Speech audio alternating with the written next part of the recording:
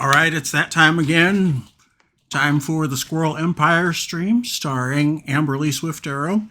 I'm your hostess with the mostest, Amberlee, coming to you live from the beautiful Pacific Northwest. Although missing Hawaii, I am always missing Hawaii. So let me say aloha to everybody. And just in case you missed it, aloha.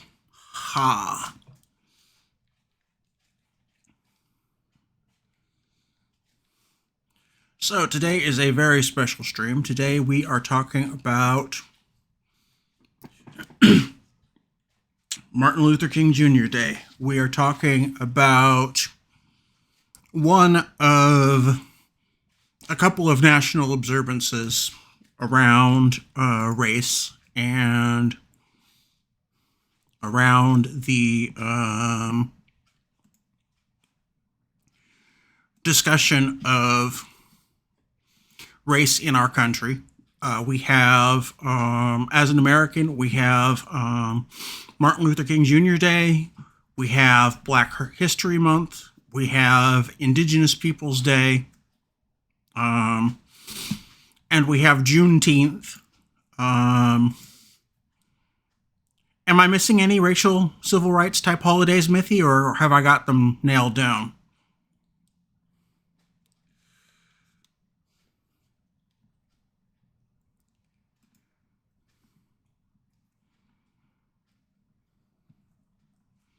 There's a declared Women's History Month, too, as well.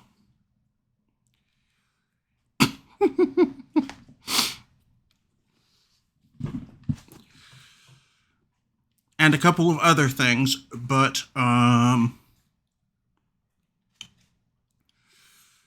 Luther King Jr. Day and Juneteenth, and then what things are done for Black History Month next month are probably about it. And then there is Kwanzaa, which is the day after Christmas, known in the rest of the English-speaking world as Boxing Day. But Kwanzaa is an African-American holiday for studying and appreciating one's African heritage, if they happen to have any African heritage. So it's not really a day that I get in on because I'm white as mayonnaise, just like Amberlee here. So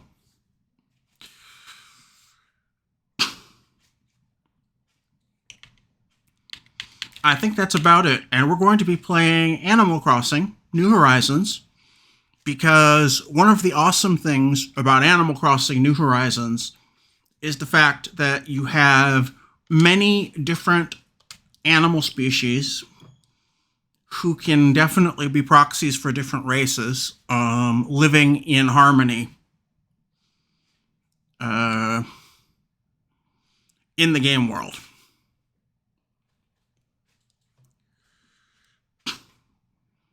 Certain personality types don't get along as well with other personality types, but definitely Animal Crossing New Horizons is going for a all races, all peoples, all kinds, all animal species are beautiful and valid and have a place in the world, no matter what their personality types are, no matter what their cultural sensibilities are, no matter what they like in terms of design. So here is Peggy. Peggy is lifting weights. So let's go. The stream always starts out with Isabel, our favorite yellow poodle, doing what she does best with the morning announcements. So take it away, Isabel.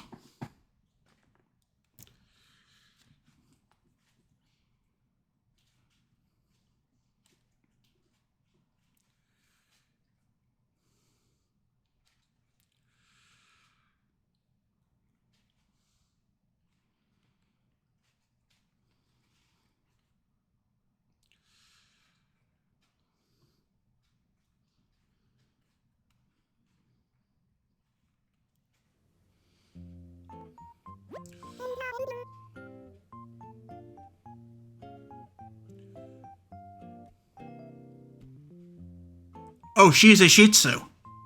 Looks like a poodle to me.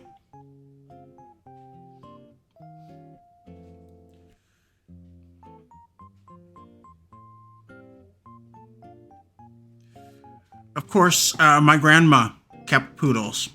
I'm not as familiar with Shih Tzus, but if she's a Shih Tzu, then she's a Shih Tzu.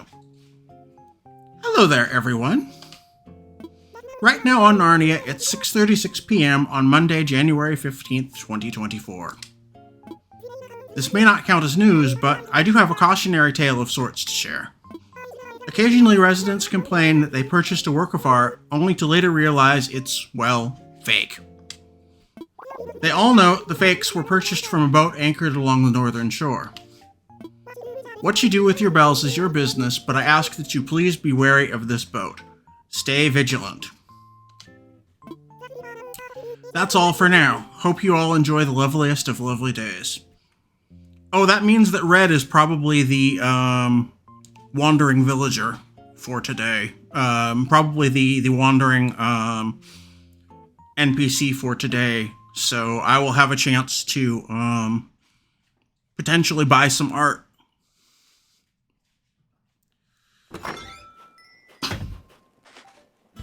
He is a shady art seller. Only one of his art pieces at a time is ever genuine, so you gotta look out. You gotta use your peepers to see what's real and what's not.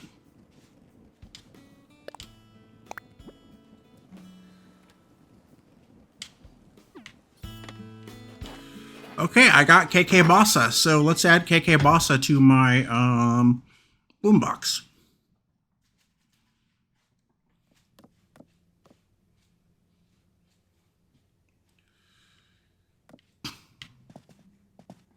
So let's go. And I have a new pet in my apartment, in my house, that I'd like to show off. And here it is. This is my hamster.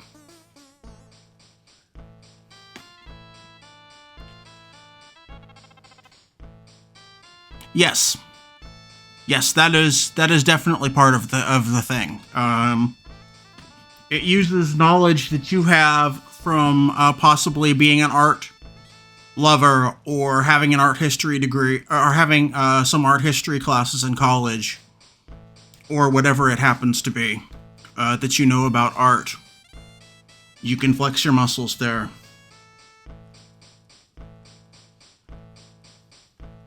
But yeah, Mithy, this is the secret pet. What do you think of my secret pet?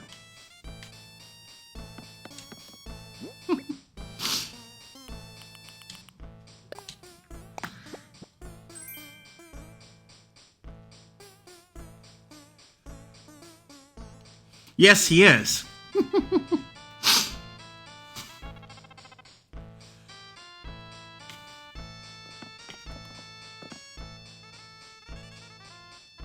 Yeah, I don't either.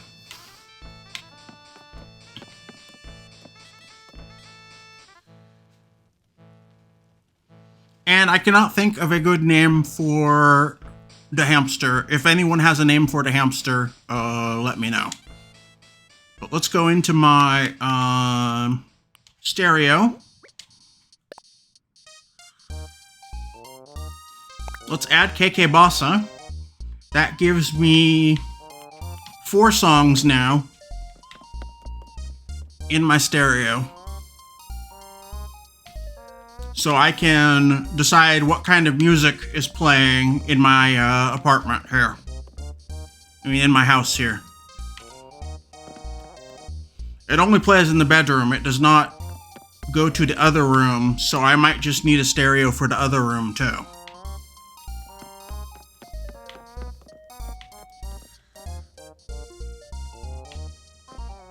But yeah, this is my hamster. I'm excited to have a hamster, but cannot think of a good name. Remember, the name of the island is Narnia, so you might want to pick a... Yes. Yes, it is the orchestrion. It is the jukebox. It is that sort of a thing.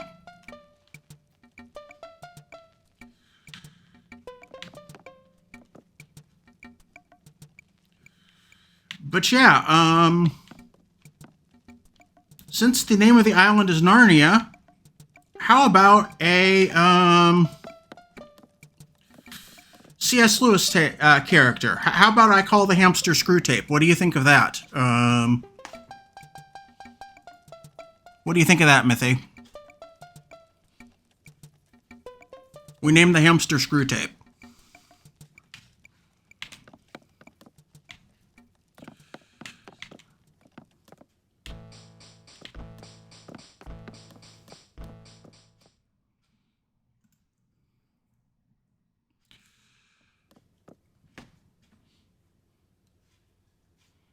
Reapy Cheap.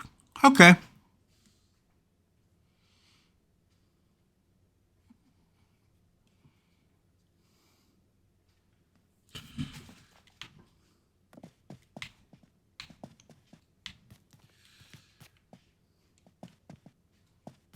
So I wanted this to be kind of a regular day in Animal Crossing where I do regular stuff.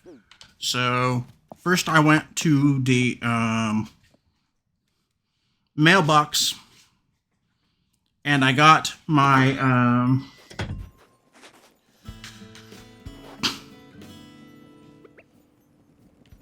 mail order goodie. Next I have 4 fossils that I did not appraise yesterday. Let us go to Blathers and let us get them appraised now.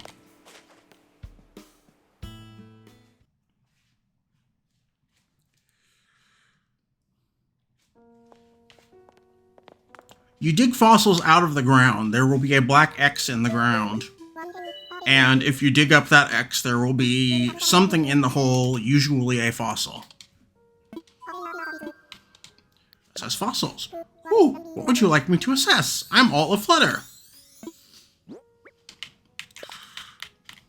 Let's take 4 fossils from yesterday.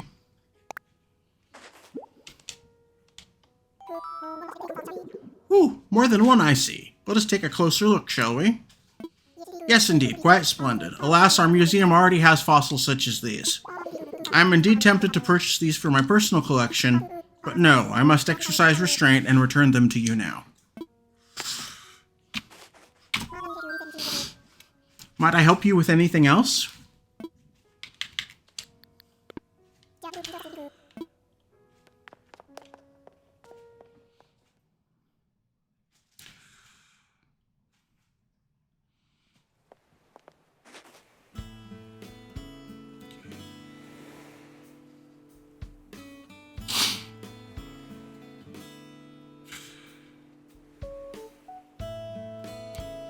Yes, let's call my hamster Reapy Cheap. That is a good idea.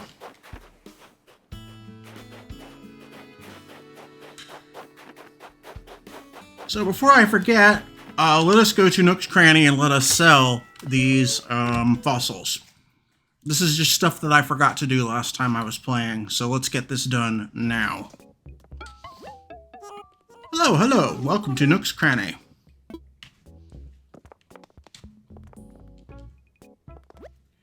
Amberlee, welcome, welcome. What do you need today?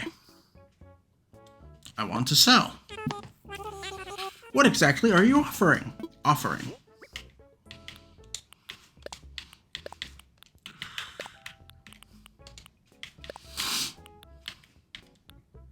Let's sell those 4 things. Look at all the fine things you brought in today. Allow me just a moment to run the numbers. And done. I can buy these from you for a total of 16,000 bells. Sound good? Ooh. I forgot it was 4,000 bells per fossil. That's... yeah. That's pretty damned good. And looks like we have completed a Nook Miles goal. Earn bells by selling items.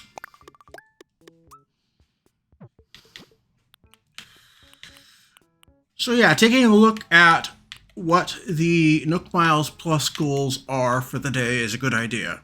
So catch bugs, chop wood, chop down a tree, catch 5 fishies, and customize 2 items.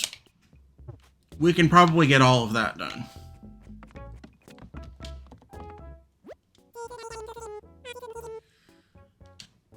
It's a whole kitchen. 130,000 bells. Whoa. That's a lot of money.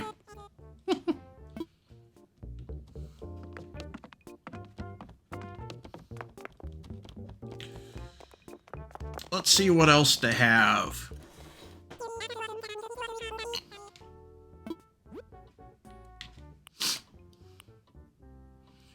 I am sure to check the stores every day because sometimes they have very good stuff. So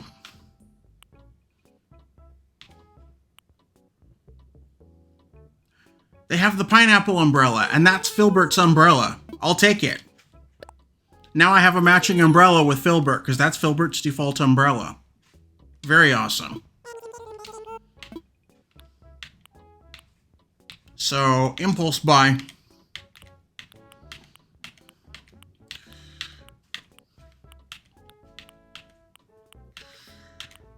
I think I have enough customization kits and enough wrapping paper. Let's see if there's any DIY recipes I don't have. No, there is not. Let's shift to the housing decor stuff. None of that strikes my fancy.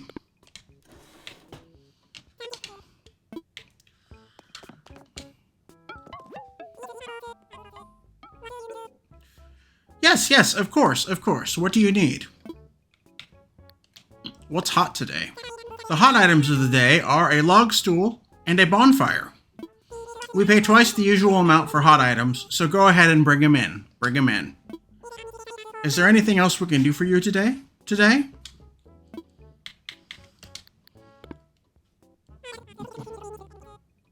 Understood. Please let me know if you need help with anything else. Hot items are often a very good way to make bells because you can do twice the bells. You can earn twice the bells on those items. Seems like you're interested in some spaghetti pepperoncino. Let's see. That's 1,200 bells. What do you think? No, I'll pass on it. Understood. Please let me know if you need anything else.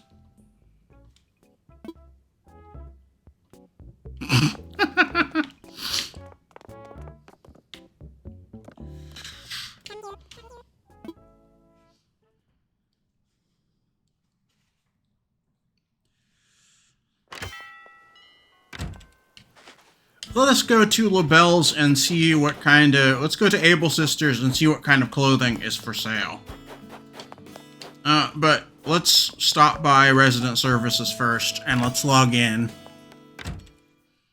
Something I do at the start of every day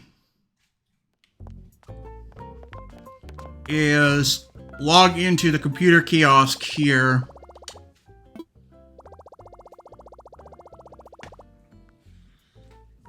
Because it will give you bonus miles for consecutive days logged into it. I have 7+ days, so that's a lot of Nook miles.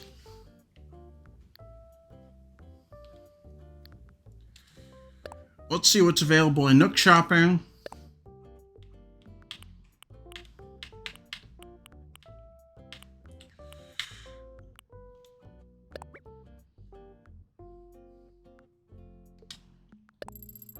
Let's buy KK Bazaar so I have more music.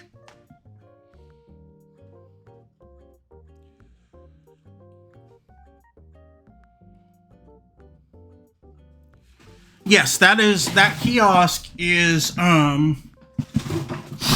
where you go to scan amiibos to get new villagers to come.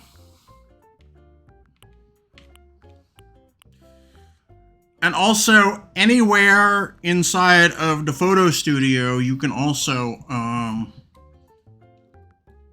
scan an amiibo to get that villager to show up.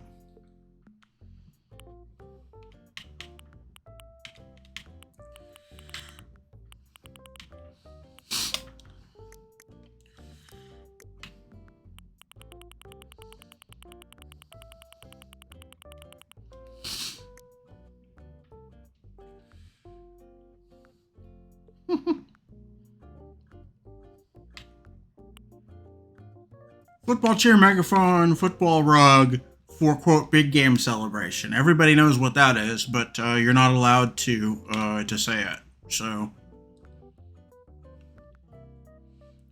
those are your seasonal items for right now. I do not want either.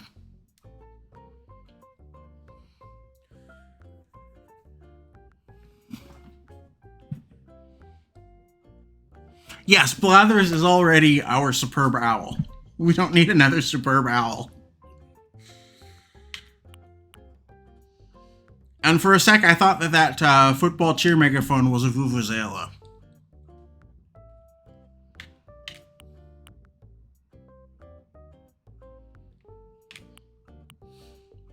I would not be happy if vuvuzelas were in the game, because I fucking hate vuvuzelas. So, yeah.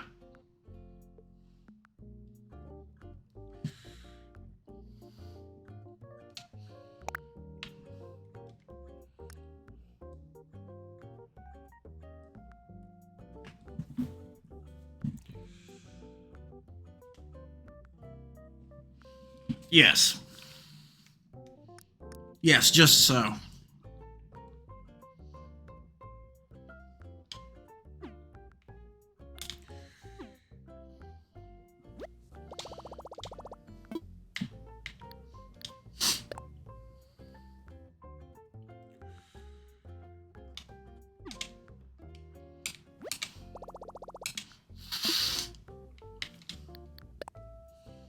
Let us see. Yeah, that's how many bells I have in savings. I need to work on getting more bells. I will do that at some other time. I have spent a fair amount of bells acquiring items like this cute peacoat and skirt combo that you see me wearing right now. Ooh, a microscope. Let's claim that sucker. Science tech, science gear. Definite yes.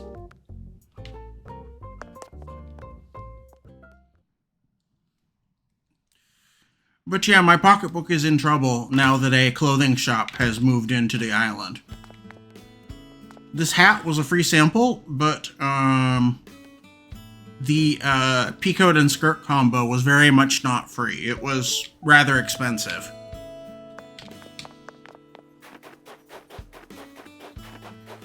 Let's see what Able Sisters has to offer.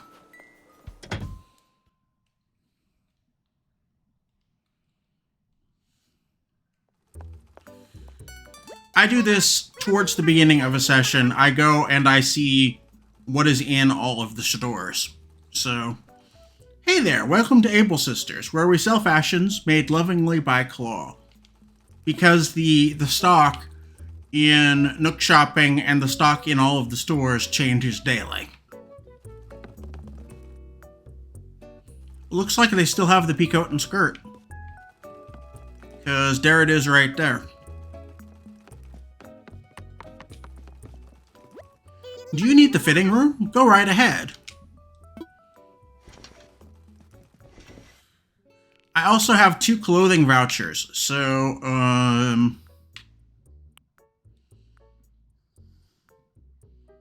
So yeah, I have 2, free clothing items that I have not, cashed in yet. They are in my inventory. They are in my house. I would have to go get them. So, blue and white striped shirt, couple of peacoat and skirt combos, mall cop uniform, some hairpins. Those hats are kind of cute.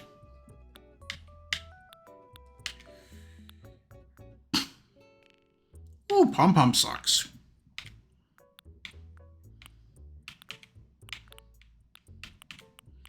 No, nothing that I absolutely must have, so let's leave before I spend some money.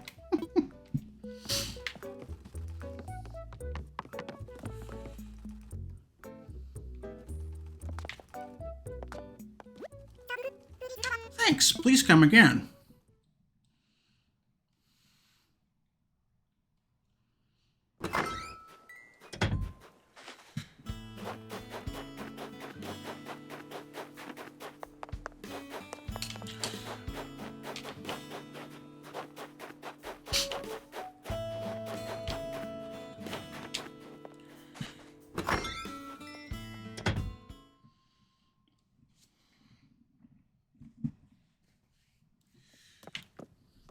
Let us go back to my house and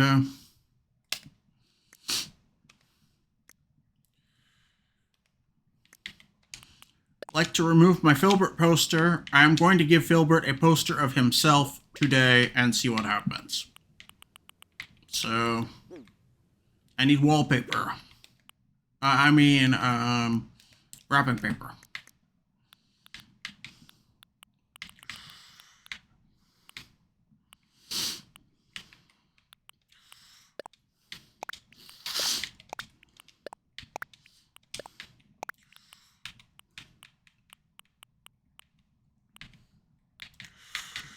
Let's take stuff out that I want to sell.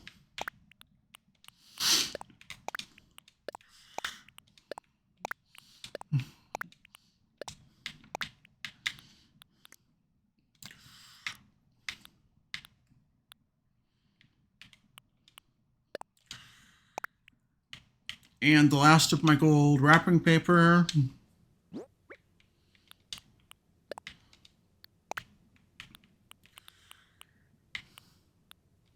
Let's wrap the Filbert poster.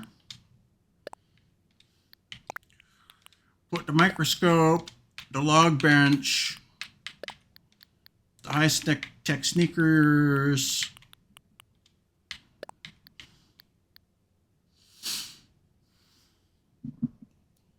the pineapple umbrella, put a whole bunch of stuff into storage. And while I'm doing that, I can talk a little bit about Dr. King's legacy. I would like to get into a part of Reverend Dr. Martin Luther King's biography that less people know about. Everybody knows about the I Have a Dream speech. Everybody knows about the March on Washington. But a lot of people don't know about Dr. King's work with the Southern Christian Leadership Council and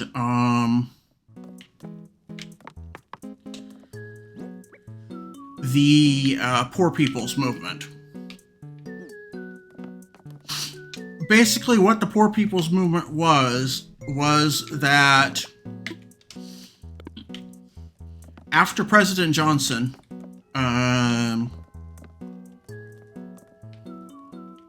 declared a war on poverty,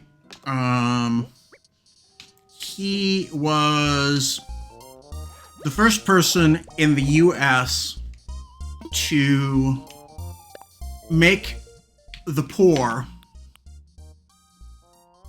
a group, to promote class consciousness amongst poorer people. I think I like what I'm wearing. I think I'm going to keep with this for right now. But President Johnson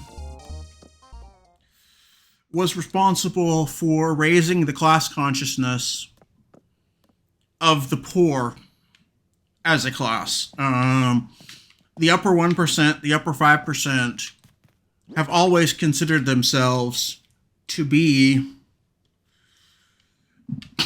a distinct class. But in the US, because of the suppression of Karl Marx's books, because of the suppression of other leftist political and other sociological type books, and of any sort of a communist or socialist type party in the United States for so long. It was not until President Johnson declared a war on poverty that poor people started to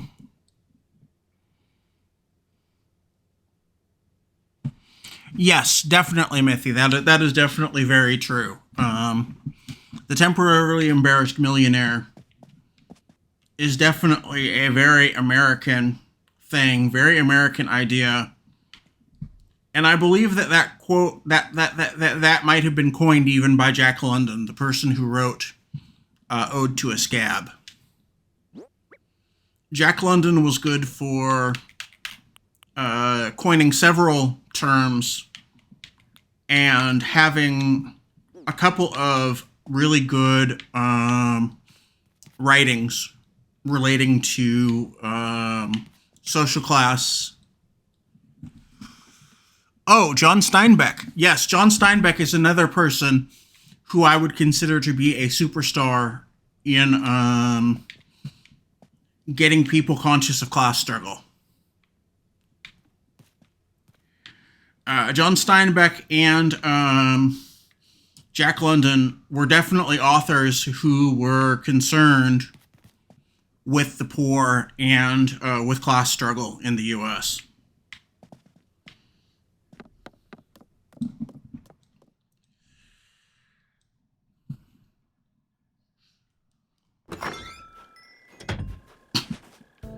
But yeah, since President Johnson identified the poor as a distinct group of people, the Southern Christian Leadership Council was probably the first group of people to try to organize the poor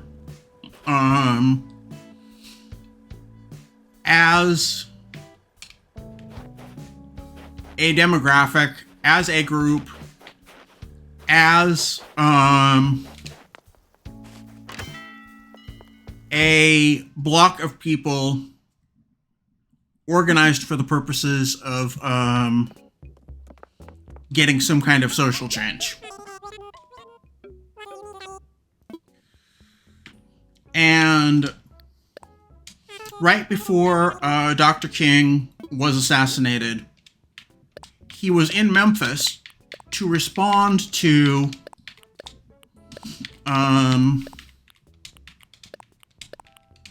the black garbage men. The black garbage men in Memphis, the black sanitation workers of the city of Memphis, had organized themselves into, I forget if it was an unofficial loose union or an actually recognized union, but they had organized. I think it was illegal because they weren't an official union, and they were striking, and they had signs that read, "I am a man." And that was their slogan and their tagline. And Dr. King and the Poor People's Campaign had 25,500 bells. So the Southern Christian Leadership Conference and the Poor People's Campaign had come out to support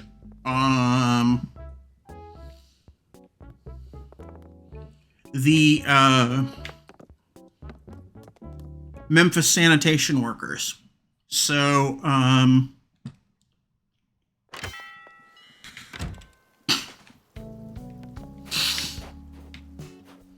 Dr. King was there in solidarity to support the garbage men. I did not read closely enough into it to not know. I did not read enough. I did not do enough research to figure out why the garbage men of the other races weren't also striking. But it was a group of black sanitation workers in Memphis that were striking. The vast majority of them were black, so it was still quite effective. But Dr. King made a couple of speeches. He was not primarily there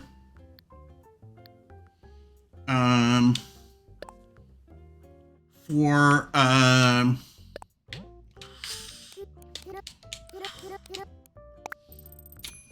issues pertaining to race. It was much more about the Poor People's Campaign and about the economic situation of the garbage men.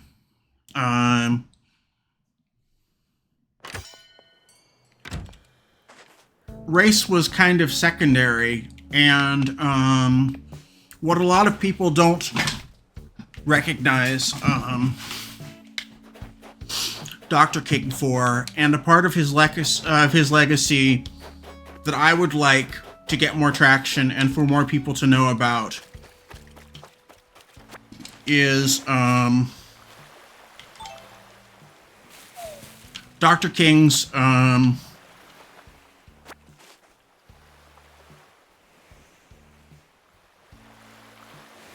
Oh, that's why. So there was a tinge of racism in the whole thing.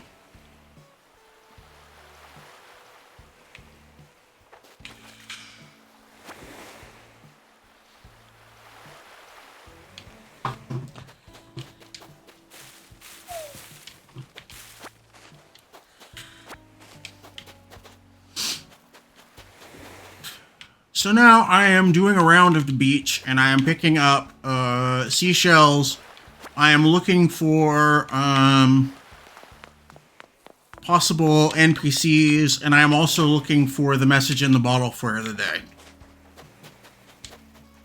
I do this close to the time that I log in for the first time into Animal Crossing. So let's see, just shells so far. Let's see what else we can find.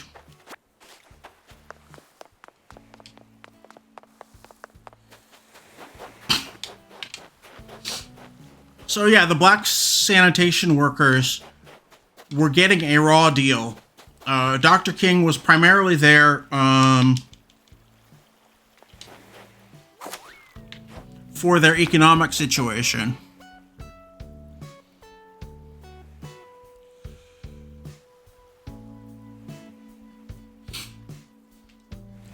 Yes, definitely. Definitely. The owner class wants to keep the working class fighting over things that don't really matter. So, they will use the racism that some people have, and various other things to try to divide us. Yay, hermit crab.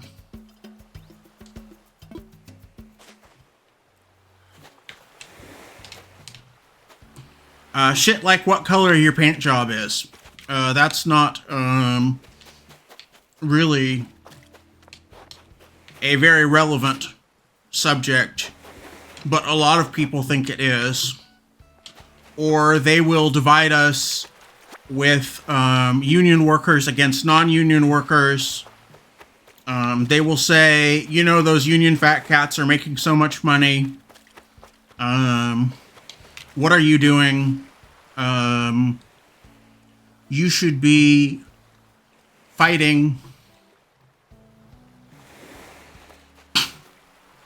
that union worker who is making high 5 figures, low 6 figures, and then ignore us as we walk out the door with bags and bags full of money.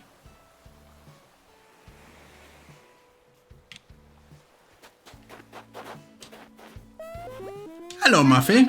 What is up, Amberlee? What's the latest? Come on, stop being so gray, huh? Oh, I was talking to the sky. You can be as gray as you like, Nightshade.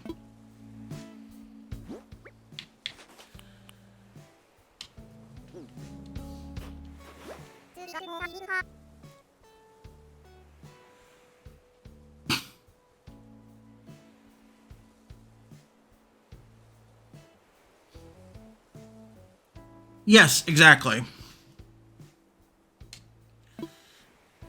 But yeah, they try to distract workers by saying, hey, those high five-figure, low six-figure earning type union fat cats are the real problem.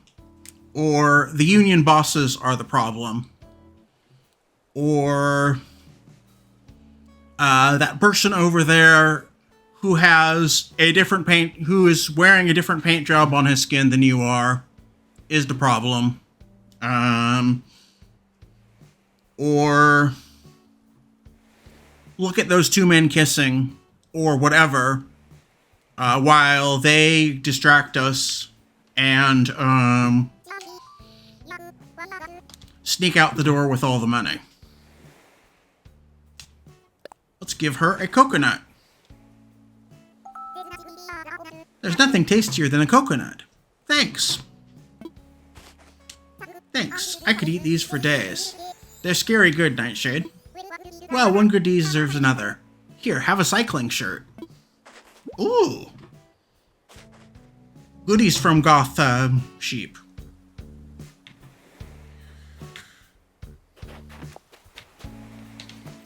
So I found her, so I don't have to go visit her later. Yeah, that's great. That is pretty awesome.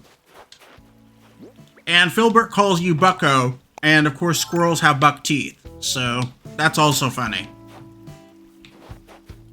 Let's get some apples, just in case I see more animals that I want to give gifts to. Apples, apples, apples. Edible gifts are worth 2 points, so they are still pretty darn good.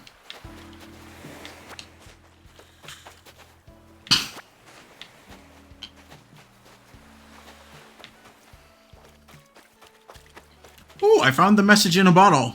Hooray. Let's see what recipe it has. What's up, Mega Builder?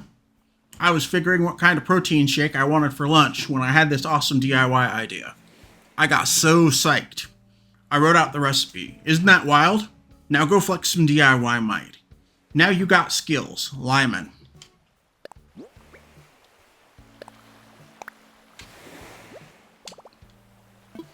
It's a trophy case, and I did not yet have a trophy case. So, yay. Let's do the rest of my rounds of the ocean, just for the extra shells, and just in case a birdie might be washed up on the beach. So...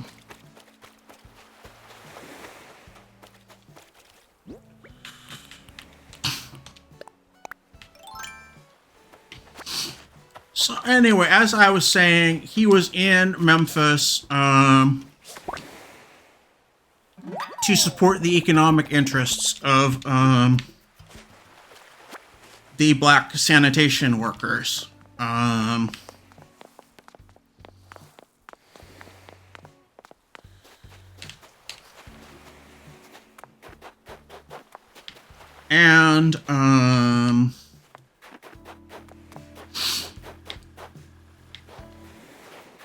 he was unfortunately, Dr. King was unfortunately shot and killed at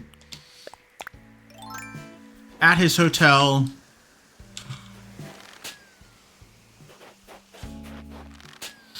in Memphis.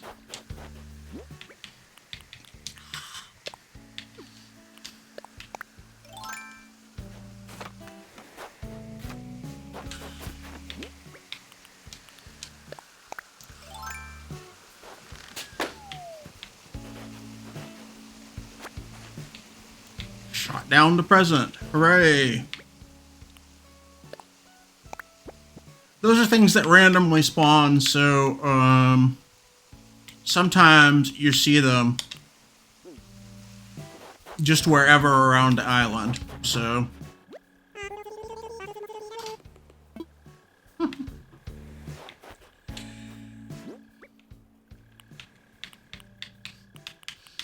and here is a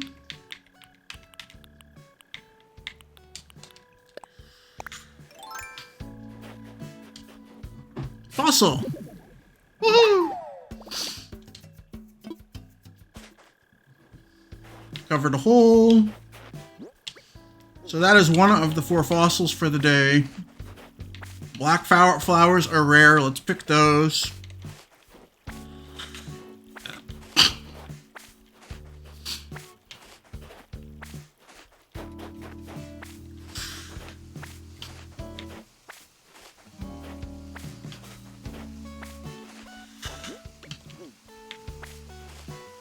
So now I'm going to go over and I am going to visit Filbert for a bit.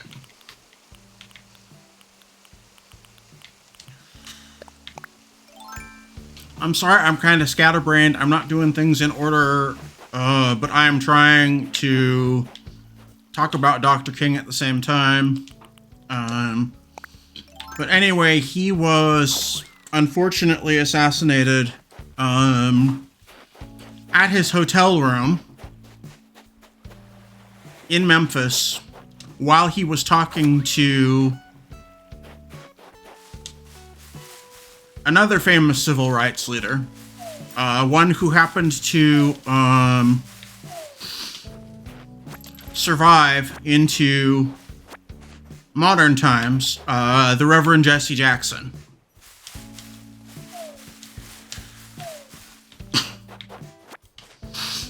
And who happened to continue his activism and happened to become his, yes, holding the net is a better idea.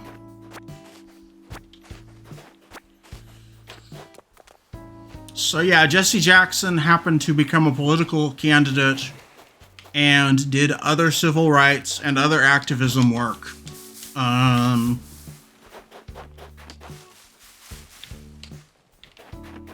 Still to this day, well into the 21st century.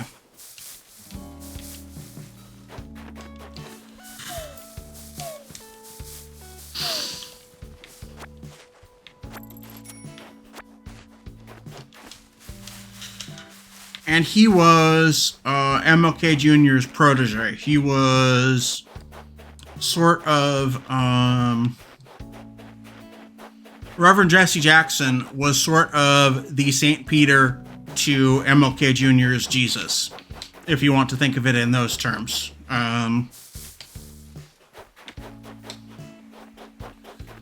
Reverend Jesse Jackson would probably like that characterization. Seeing as how they were both Christian ministers. So, yeah, why not?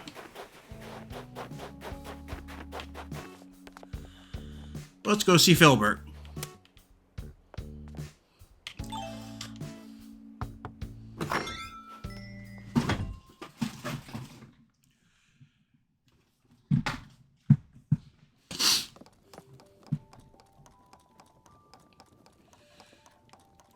Look, Filbert put out the hamster I gave him too. So Filbert's got a white hamster. And Filbert has his Berliners. And let's talk to him. He is building something. Check me out. I'm doing stuff. What are you doing? I'm making me an orange hat. One of the bugs in the floor whispered the DIY instructions in my ear while I was sleeping last night. So I gotta build it before I forget what it even is. What? You already know how to make an orange hat? Sure do. That's real cool. You always on top of things, and I'm usually stuck under them. I want to tell everybody about the orange hat, so I scribbled down the recipe. If you know anyone that wants to know how to make it, you can hand them this note. And maybe apologize for the cookie grease I smudged on the middle part. Aw, Filbert's so fucking cute. It'd be great if a bunch of folks made an orange hat.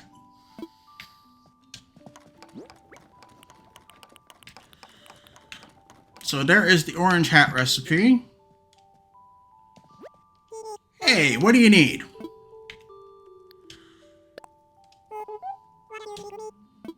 Let's give him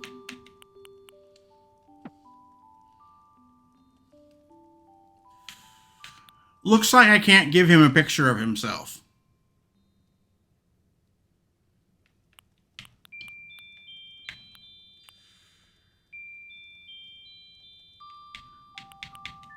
So, let's give him a rare flower instead. Some orange lilies. They smell so good, I want to bite them. Thanks for the pretty flowers. They'll make my house smell like bee food, bucko. Is something up? I haven't been paying attention. Let's talk. This outfit's great. A tree sweater looks good no matter what. Snack dust, herbal tea, bug dirt, fish slop, nose glop. This outfit goes with everything, bucko.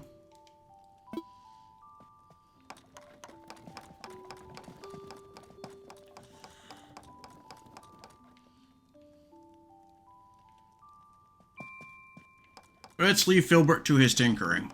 He appears busy.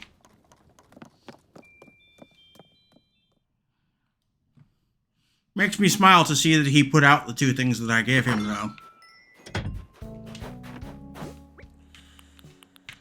And you cannot give a villager their own portrait as a present, apparently. So... interesting.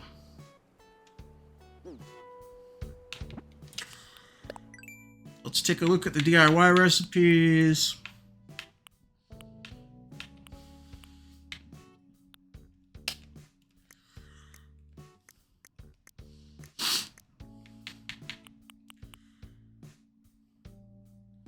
Yep, I already have the recipe for the orange hat. I do not remember picking it up, so I don't know where I got it from. But anyway, if you go into someone's house and you find them crafting something, they will give you the recipe for what they are crafting. And that is a way to get recipes into game.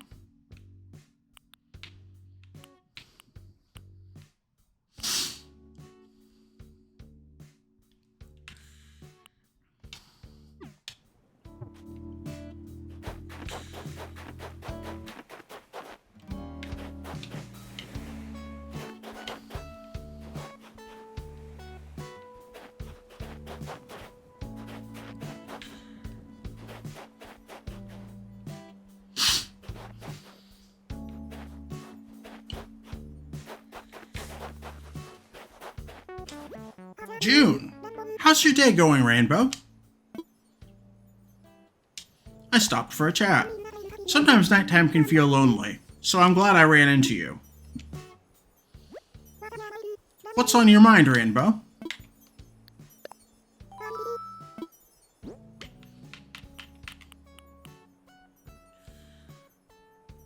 I cannot give her the Filbert poster either, so...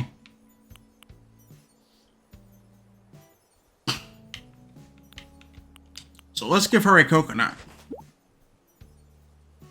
Oh, this is great. It's a coconut. Thanks, that's so thoughtful of you.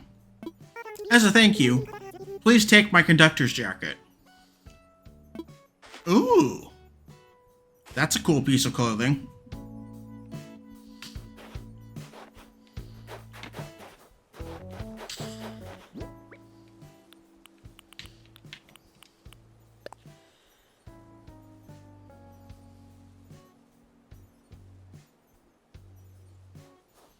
If I put on the conductor's jacket, I will not have anything on my bottoms, so I will try that out later.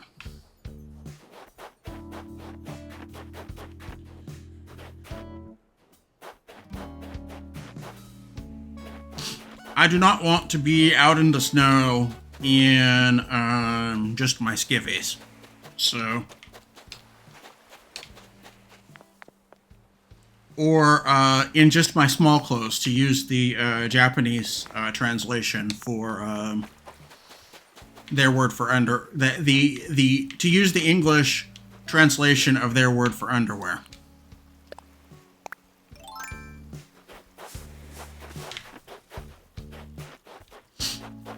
So let's see what else I can find. There is another fossil. Oh.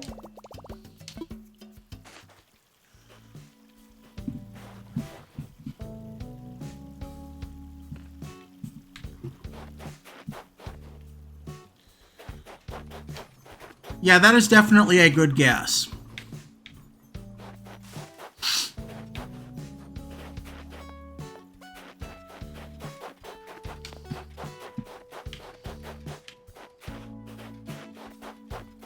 Oh, the NPC of the day is the art guy. Let's go to the art guy. I don't need to empty my inventory to go see the art guy. But let's talk to Red and see what kind of art Red is selling. Here is the hole, so this is where I'm going to plant the next money tree.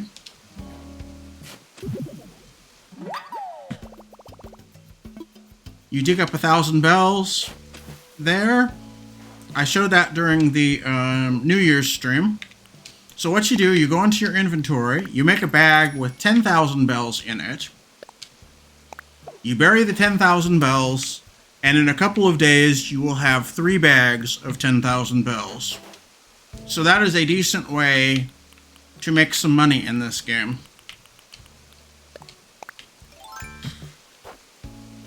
You can put more than 10,000 bells in the hole, but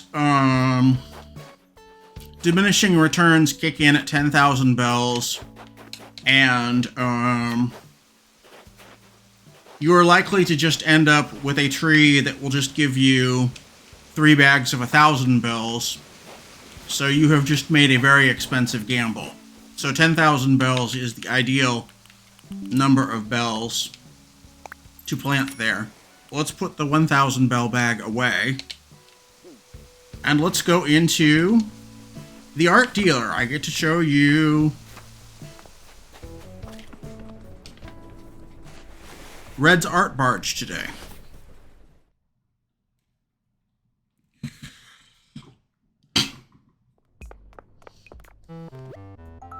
Well, if it isn't my favorite cousin, glad to have you back aboard Jolly Red's treasure trawler. Oh, store policy. I know it. You know it. We have a limit of 1 art piece per customer per day. Choose wisely.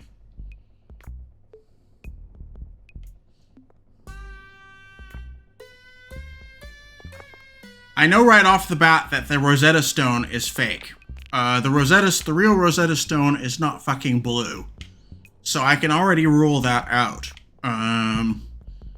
That is a piece of counterfeit art.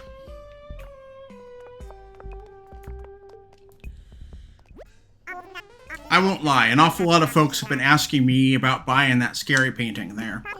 But maybe the price scared them off, so I'll sell it to you for 4,980 bells. Deal of the winter. You in? Let's take a closer look. That's the only way to see if it is, in fact, the real thing. Let's zoom in close.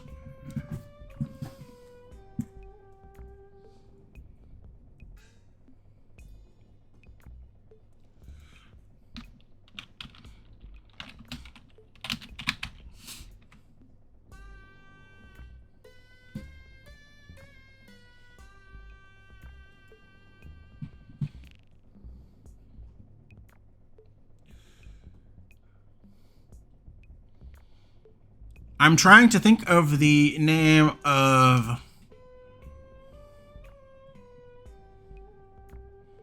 the title of this real life painting.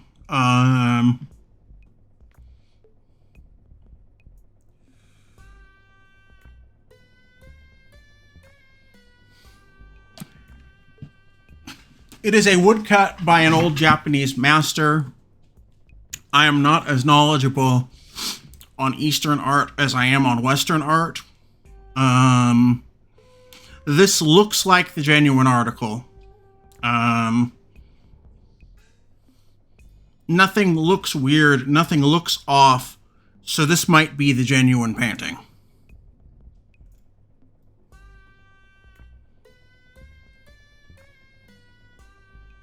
Good, I'll be talking about race issues on Juneteenth, for sure. I'm just responding to what you told me in Discord before stream, Mythy. But,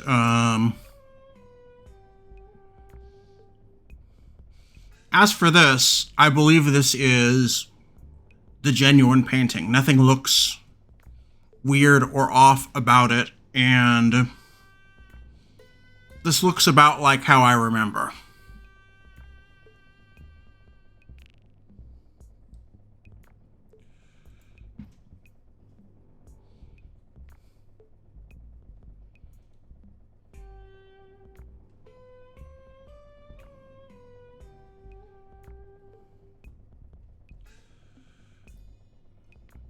It is a woodcut by Yako Idobe. I do not remember the title of the piece. It is in Japanese. I do believe this is a genuine print of the woodcut. So this would be the, quote, real art, probably, that Red has. But let's just see the other pieces.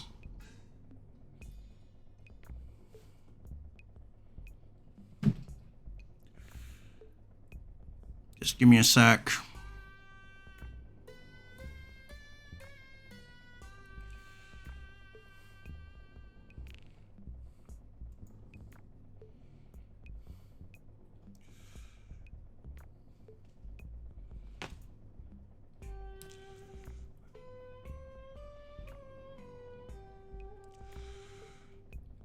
Okay. Kabuki actor Ontai Onji III as Yako Idobe.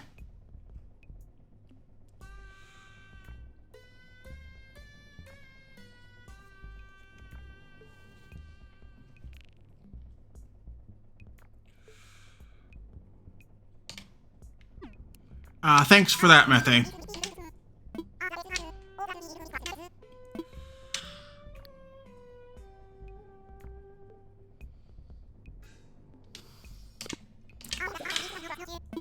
Let's look at the other ones just to be darn sure. Toshusai Sharaku is the artist on that then. So, crap, I didn't mean to exit. I will go back inside.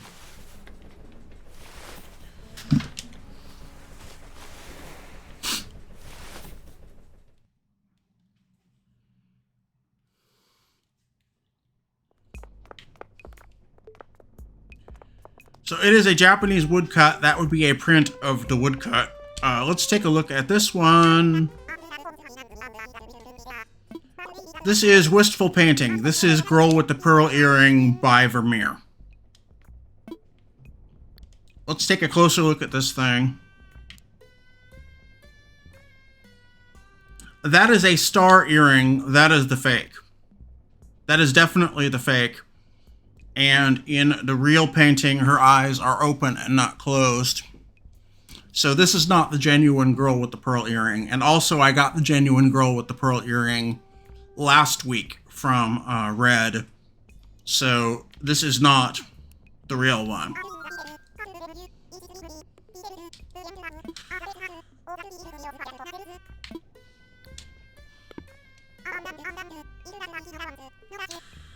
So I can rule that one out.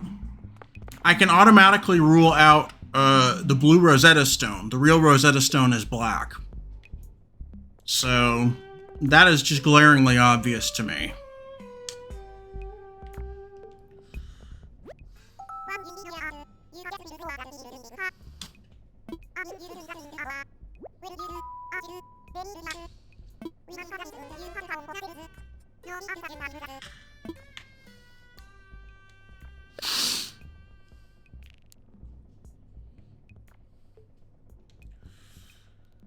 Zoom in on this one.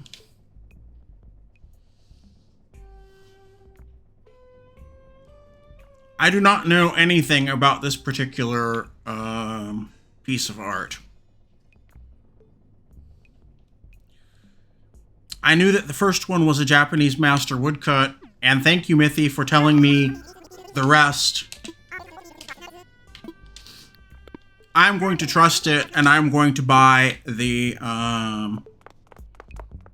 first one.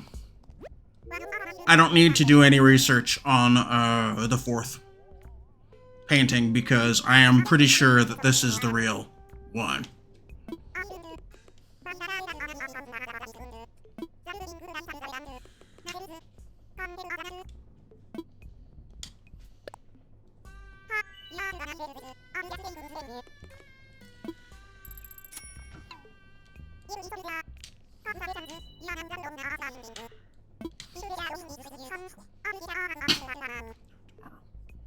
So that will be in my mailbox tomorrow, and I will get to see tomorrow by trying to donate it to the museum if it is the real deal or not. I am 99.9% sure that it is.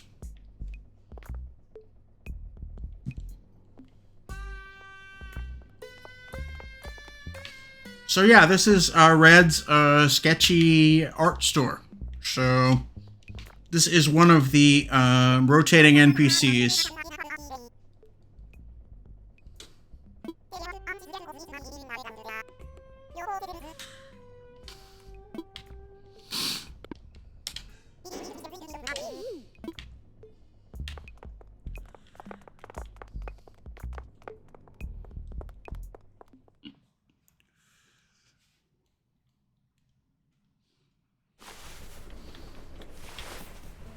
So yeah, I will go, and I will keep the Squirrel Empire posted. I will tell you folks next week if the painting was real or not.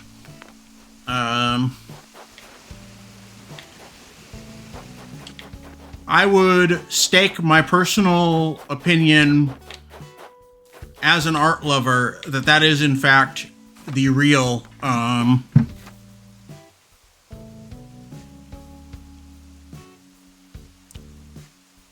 that is a real print of the woodcut. So I did not get scammed today, I don't think.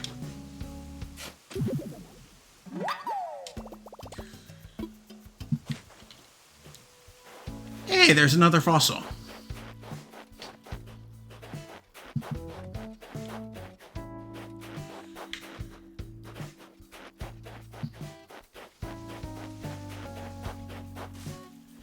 To have a certain NPC show up 2 weeks in a row is a little bit rare, so that was interesting. And the fact that he had the real version of one painting and then the fake version the next week is also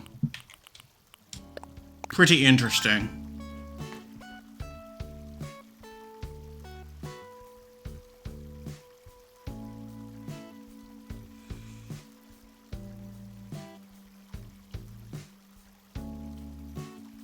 Okay, yeah, thanks, Smithy. I am reasonably sure. Like I said, I'm 99.9% sure. And, I would stake my reputation as an art lover, that scary painting that we bought was actually, genuine. It looks like a genuine print of the original woodcut.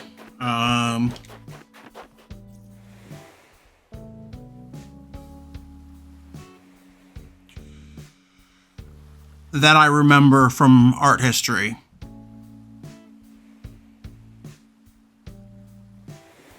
By Toshusai Shiraku, as you pointed out.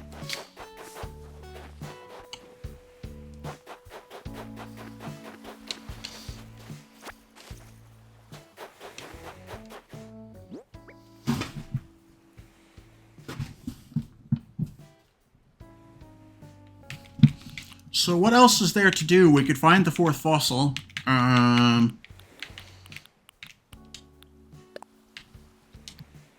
Let's unwrap this poster now that I know that I can't give that to I can't give that to any animals.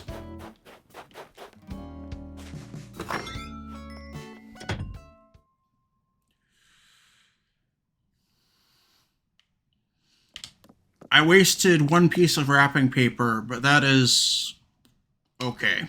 I still have plenty of wrapping paper, and wrapping paper is cheap and is easy to buy.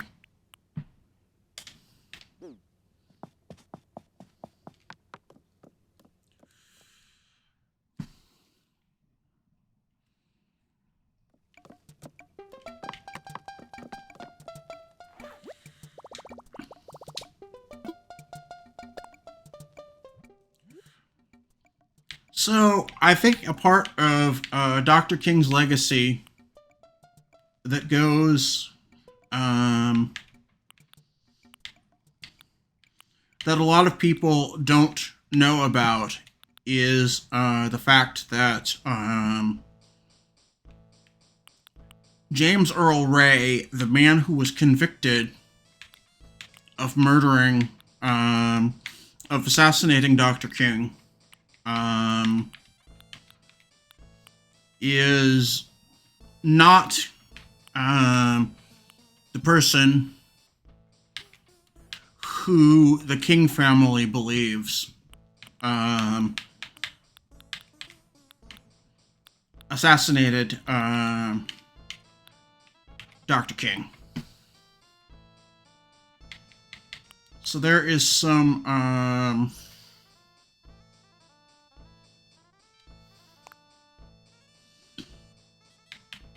controversy surrounding that.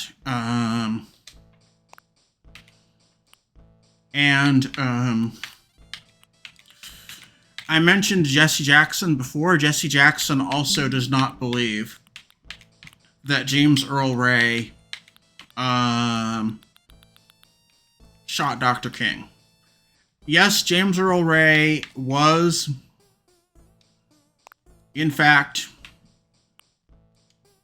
a racist asshole.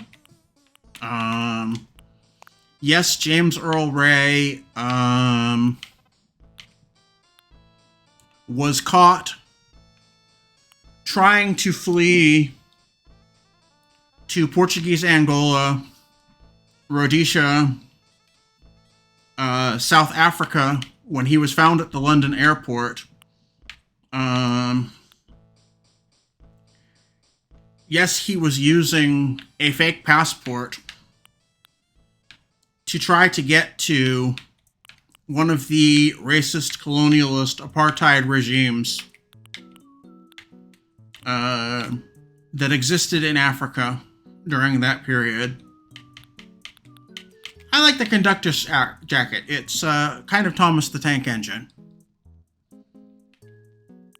So, that is cute.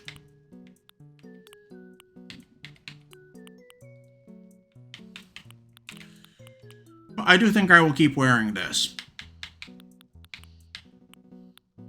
But yeah, this is all of the clothing that I have.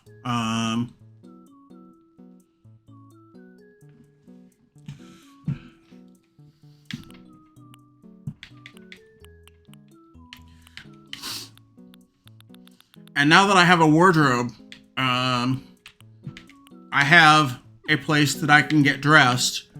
Just like I have a place where I can do my hair and face paint and change my skin color here in the mirror. So it is actual functional furniture in the game, just like the boombox is functional furniture. And I think it's cool that Filbert's hamster looks different than my hamster does.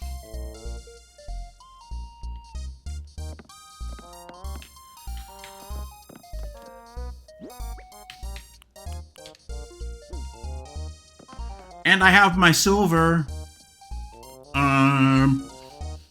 trophy for getting a certain number of points in the weekly housing evaluations, the HHA, so that is nice. I will keep collecting those, and then to the right of that will be my gold trophy once I get my gold trophy.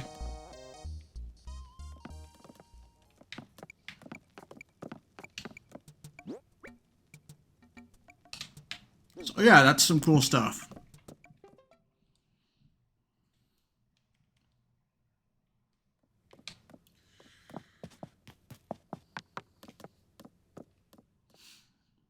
But there is some evidence pointing to James Earl Ray that he potentially did kill Dr. King to try to collect on some sort of bounty that a white supremacist leader had put on Dr. King's head. But I find it interesting and a little bit curious as to why that same person, whoever shot Dr. King, did not also shoot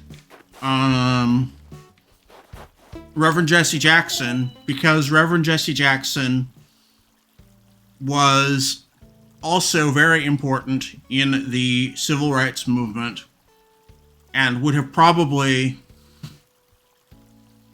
potentially had a bounty on his head also. I can't go back to the 1960s and ask around and see if there was in fact a bounty on Jesse Jackson, but it does seem a little weird to me that if someone is killing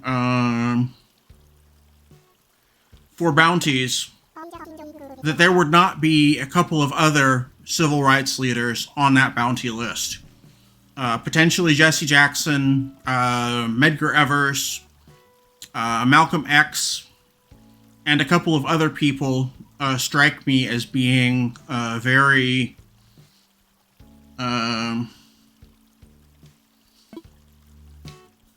high priority and high impact kinds of targets that a racist asshole might put prices on their heads.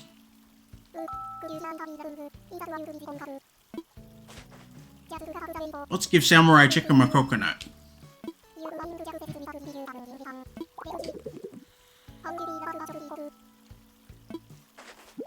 Huh, he gave me a short peacoat.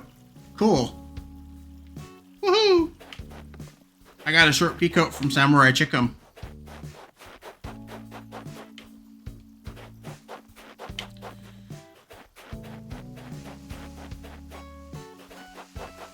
So yeah, the racist bounty has a couple of holes in it. I mean, why not also kill Reverend Jesse Jackson while you were at it? Because Reverend Jesse Jackson was standing just a couple of feet away from Dr. King when Dr. King was assassinated. And there is also a detail that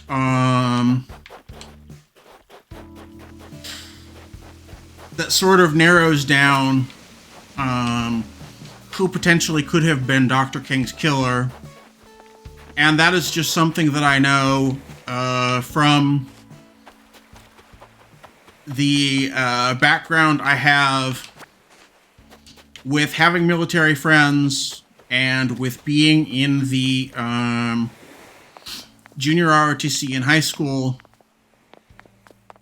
and knowing military culture like I know military culture.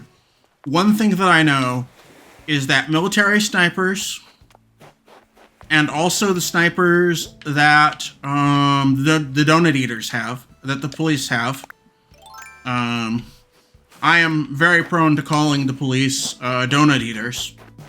That is one of the less derogatory nicknames for the police. But one thing that police snipers and military snipers do not typically do is they will not take a headshot unless that is the only shot that they have.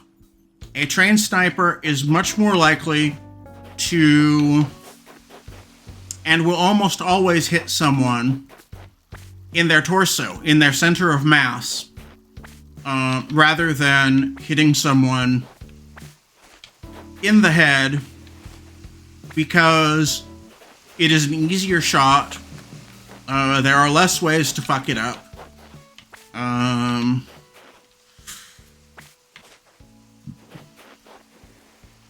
And there are a lot of important organs to shoot in the torso. Somebody taking a headshot implies that the person who shot Dr. King was not a sniper who was trained to unalive humans, but was rather a hunter who typically would have used a rifle to unalive fluffy animals instead of unaliving humans. And also, the sort of rifle that was found at the scene and the sort of rifle that was consistent with the bullet that was found inside of Dr. King's head was also a long-distance hunting rifle with that you can attach a scope to and be very accurate with. So it was not it was not a sniper rifle, but it was in fact a rifle that would make a serviceable sniper rifle if you attached a decent scope to it. So that is another thing that points to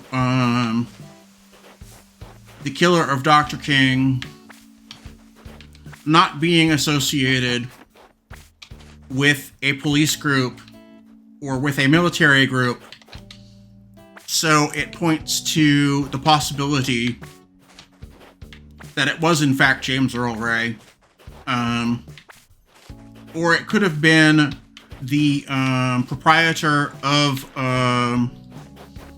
the restaurant that was somewhat near the hotel that Dr. King was staying at.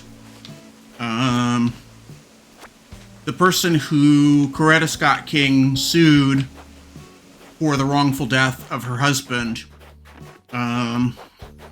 It also points to that it could have been him because he did not have any military service. He did not have any connection with police or with government intelligence agencies.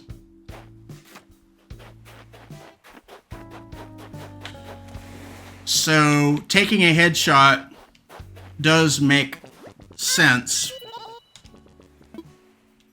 with both the suspect that the donut eaters ended up arresting and convicting, and it also makes sense and is consistent with the person who Coretta Scott King thinks assassinated her husband. And the person who to this day Dr. King's children believe assassinated their father was also not someone who was trained by law enforcement or police or government agencies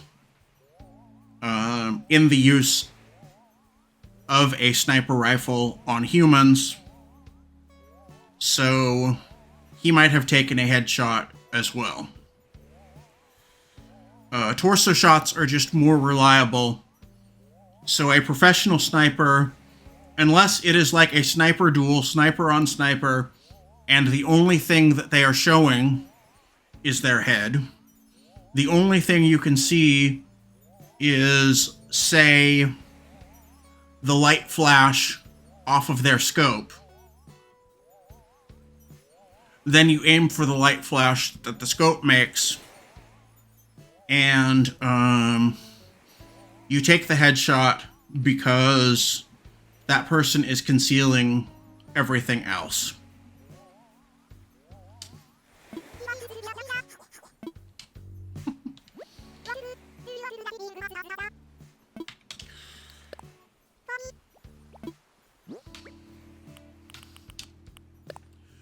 Mithy, do you have anything to add on that front?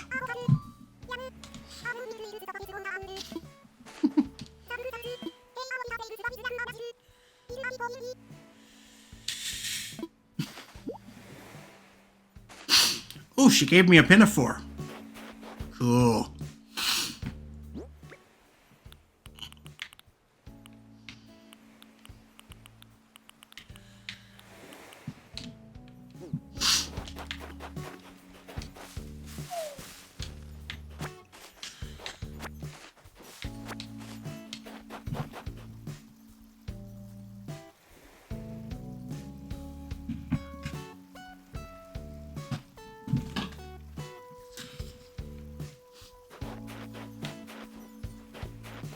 Oh, okay. Yeah, there is a bit of a controversy behind it. And Dr. King's family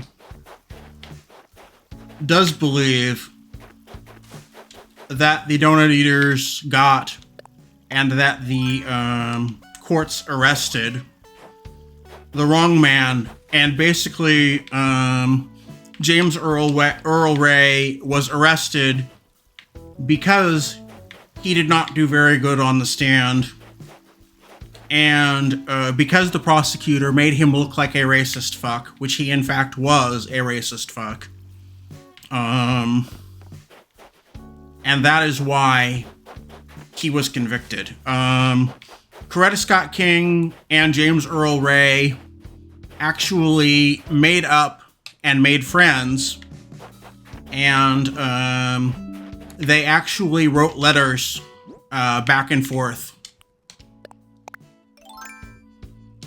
while James Earl Ray was in prison.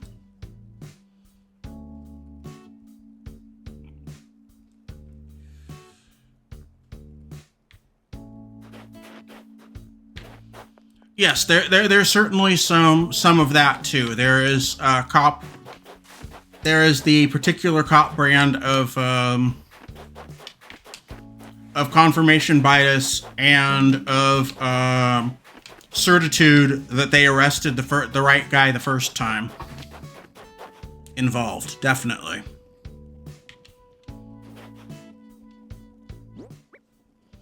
But I do think that a lot of the reason that James Earl Ray was arrested and was convicted is because the prosecutor did a very good job. I have actually read transcripts of pieces of the trial. I think that the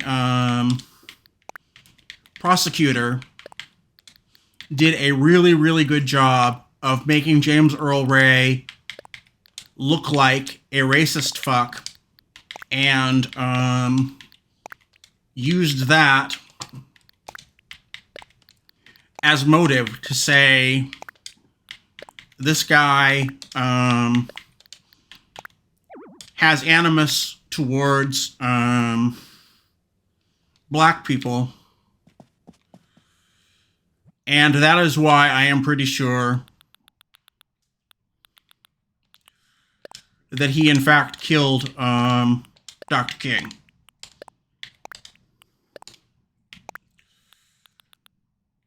So the prosecution did a very good job of painting James Earl Ray as the racist fuckbag that he actually was.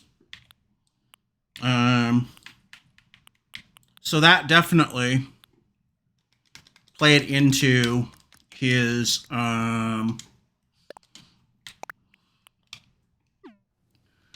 why he was arrested and why he was convicted.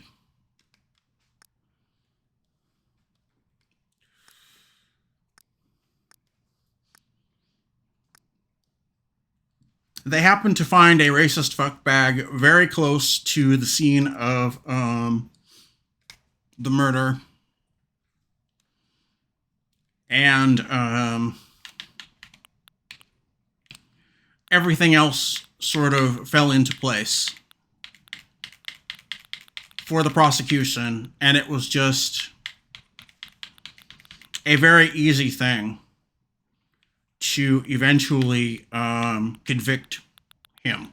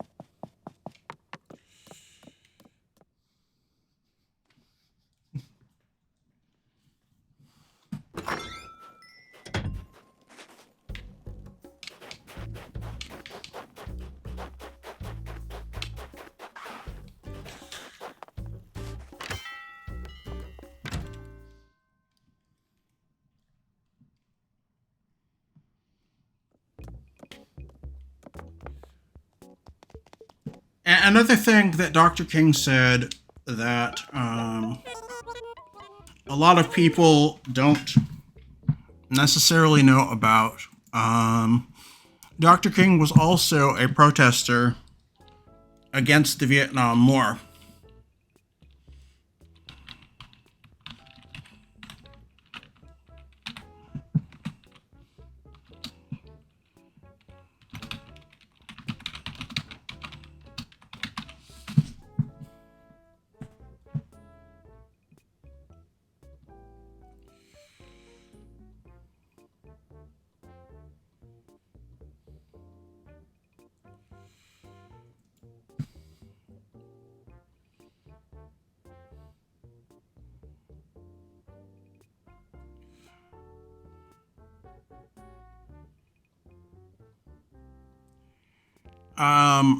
Dr. King said, "The greatest purveyor of violence in the world, my own government. I cannot be silent." And Dr. King was constantly making statements about and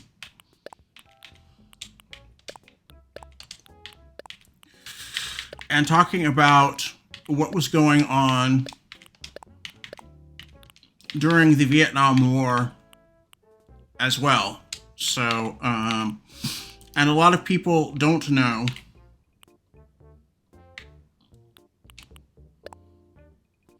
that about him.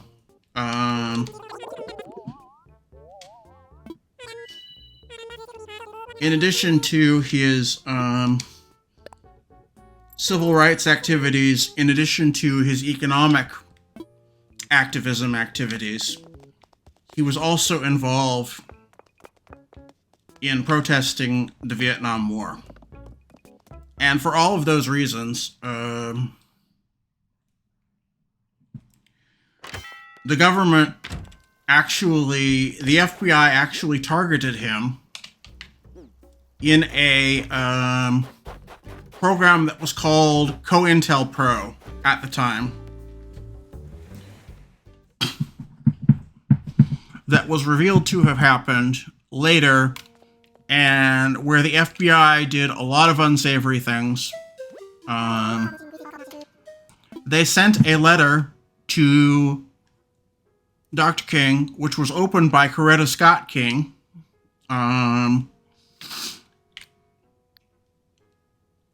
where they told him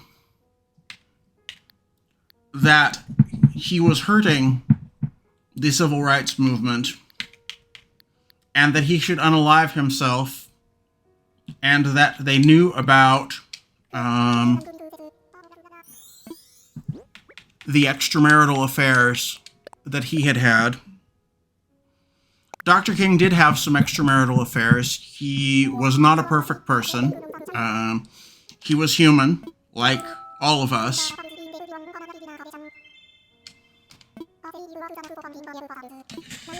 And he had some dalliances with women who were not his wife.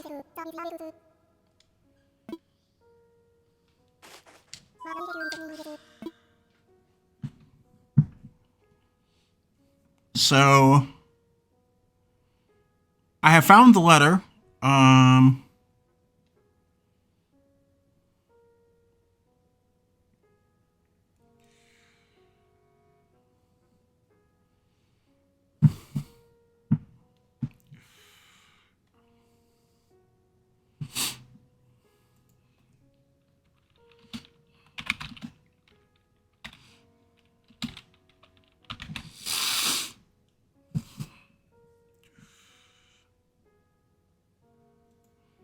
So let me see if I can find it in my browser history.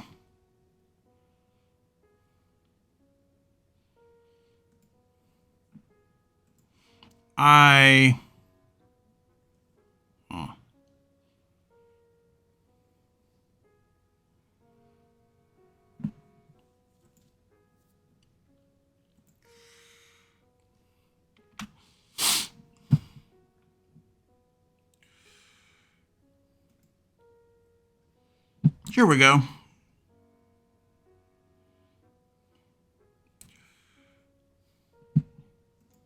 It was sent to Dr. King.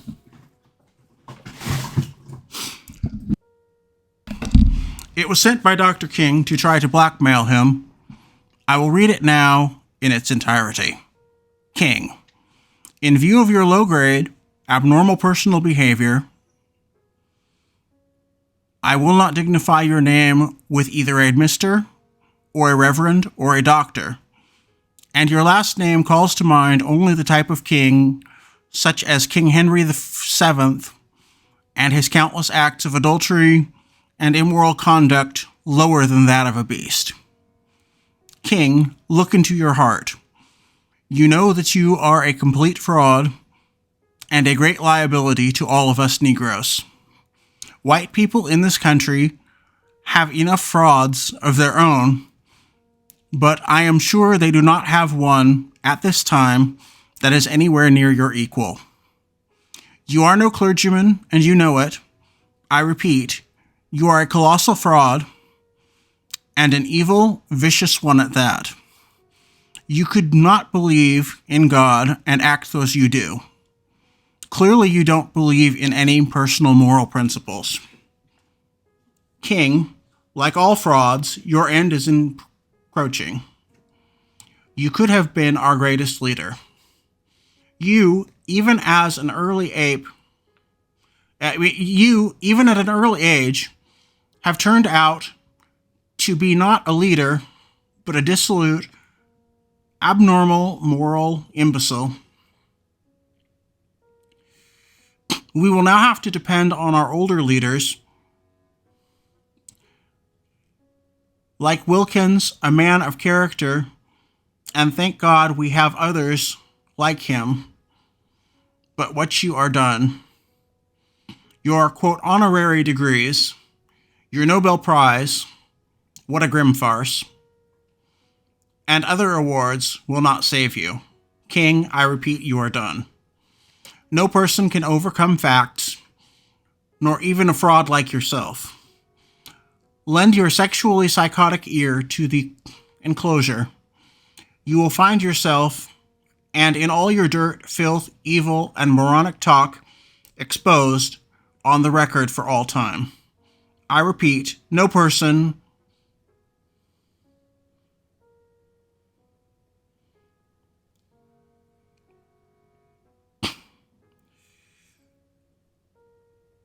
companions, male or female, giving expression with you to your hideous abnormalities, and some of them to pretend to be ministers of the gospel. Satan could not do more. What incredible evilness. It is all there on the record, your sexual orgies. Listen to yourself, you filthy abnormal animal. You are on the record. You have been on the record. All your adulterous acts, your sexual orgies extending far into the nest. This one is but a tiny example. You will understand this, yes,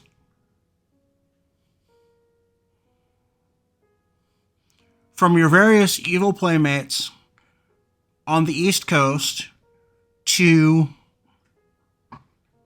name redacted, and others on the West Coast and outside the country. You are on the record. King, you are done. The American public, the church organizations that have been helping Protestant, Catholic, and Jew will know you for what you are, an evil, abnormal beast. So will others who have backed you. You are done. King, there is only one thing left for you to do. You know what it is. You have just 34 days in which to do this.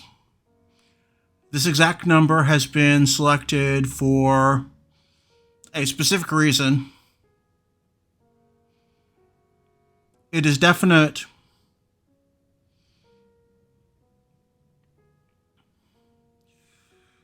practical alignment. You are done. There is but one way out for you. You better take it before your filthy, abnormal, fraudulent self is bared to the nation. So yeah, that is the letter. I was reading a scan of the original letter. It is a little hard to read because it was done on an old typewriter, and the letter itself is quite old.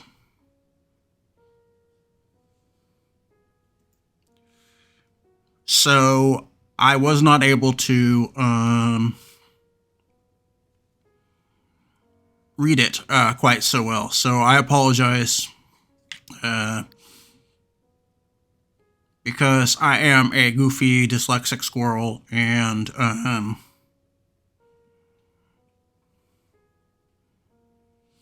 that was fucking difficult to read. And since it was the 60s and a typewriter, the font was serif and not particularly friendly to people with learning disabilities. So it was a little bit difficult to read, but you got the gist. This is a very vile, very icky letter.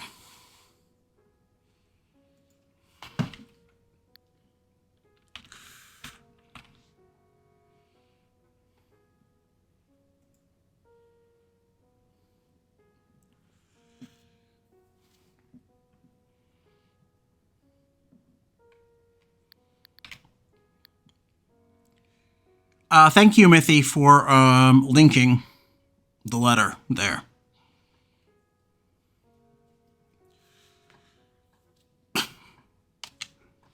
So anybody around in the audience can read the letter for themselves and see.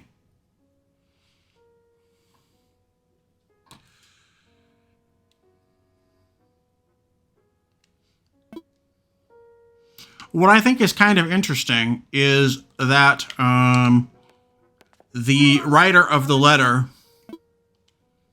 pretends to be black themselves, but the most likely candidates of anybody who wrote the letter, they were all white, so they were pretending to be black.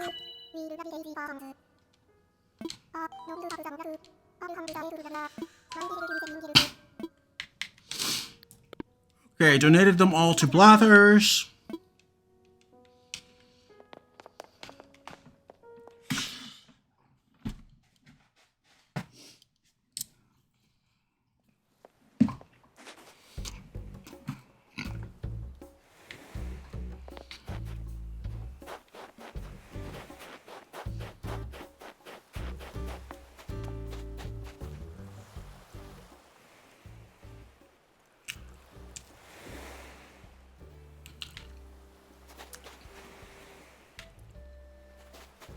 Yes, there was certainly that too.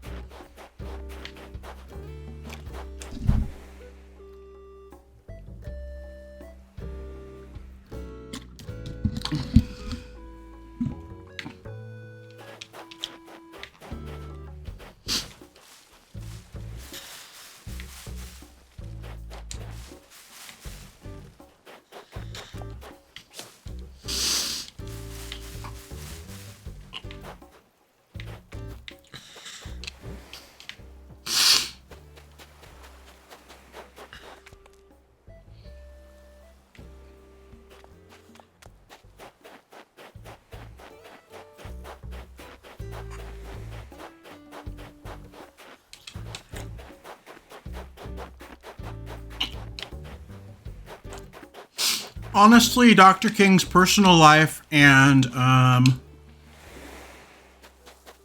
his adultery against Coretta Scott King was about the only dirt that they had on him. So I am not personally surprised that the letter came out as it did.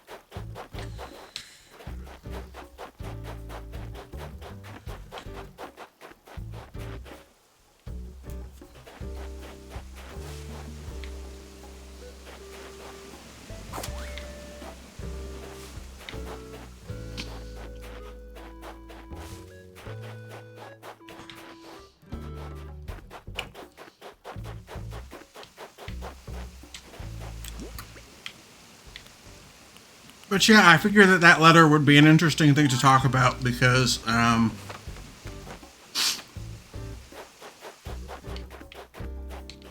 that is a thing in Dr. King's life, and that is an angle that is not usually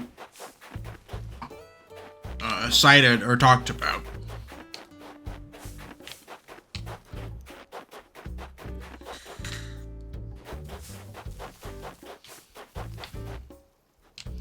So I wanted to spend some time on this stream also talking about sort of the religious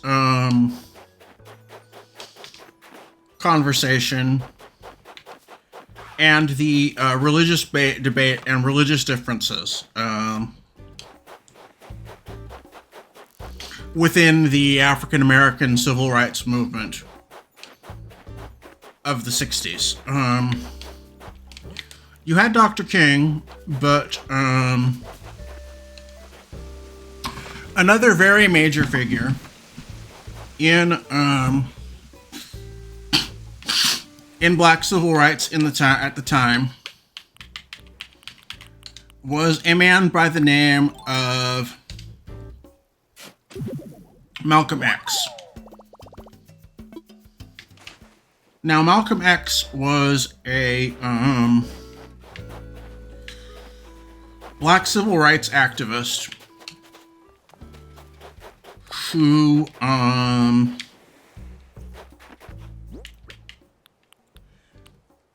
was one of the early followers of a group called the Nation of Islam. He was a black Muslim, and along with the Nation of Islam,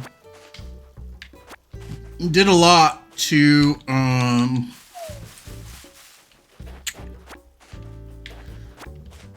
popularize the religion of Islam with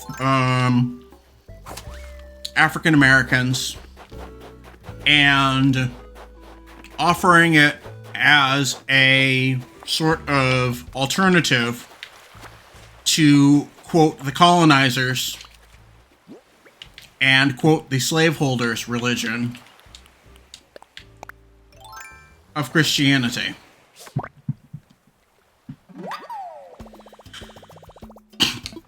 So Malcolm X and Elijah Muhammad and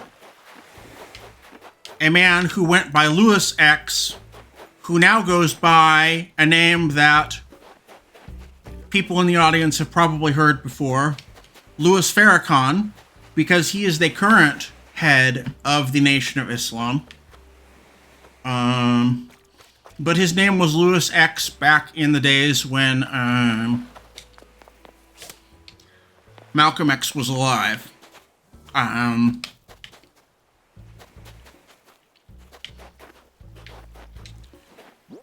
It was customary for the early people in the Nation of Islam to take either an Arabic last name or to take the last name X to signal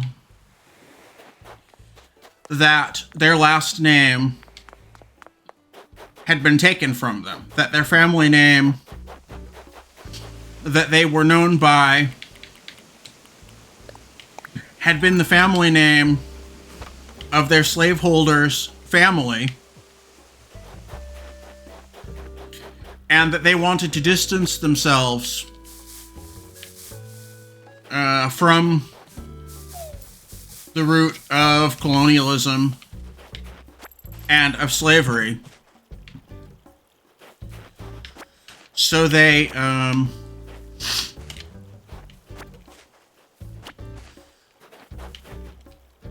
would legally change their first name to X, or in the Muslim convention, a lot of Muslims who are not of Arabic ancestry do take an Arabic last name and an Arabic first name when they convert, like Elijah Muhammad, who was the leader of the Nation of Islam, took for himself. Back when the Nation of Islam was started, and Louis X, like I said, eventually changed his name to Louis Farrakhan, so he eventually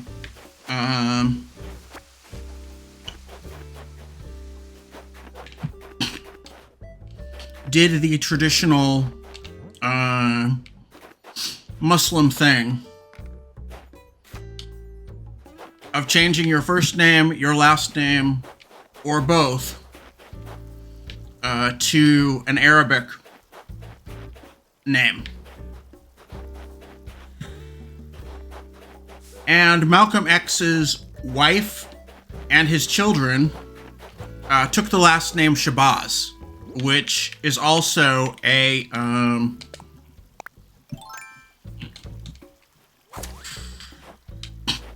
Arabic last name.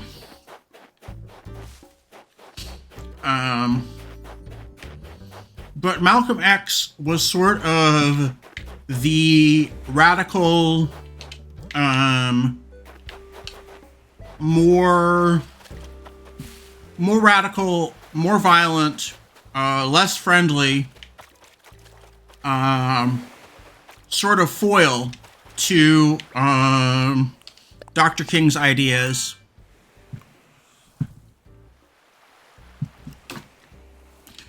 Yes, militant is a good word.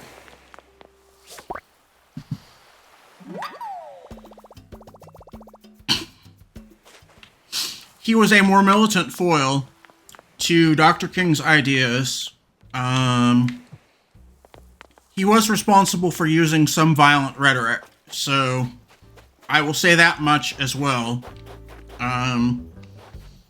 And Malcolm X got in trouble with the Nation of Islam because he revealed that Malcolm Little, Malcolm Little was his name before he changed it. He revealed that Elijah Muhammad had been having, Elijah Muhammad was a kitty diddler. I'll put it to you quite plainly. And Malcolm X had pointed this out. Malcolm X had accused Elijah Muhammad and put out some credible evidence that Elijah Muhammad had in fact had sexual relationships with a couple of minors. So, there was some violent rhetoric in the Nation of Islam after he had done that.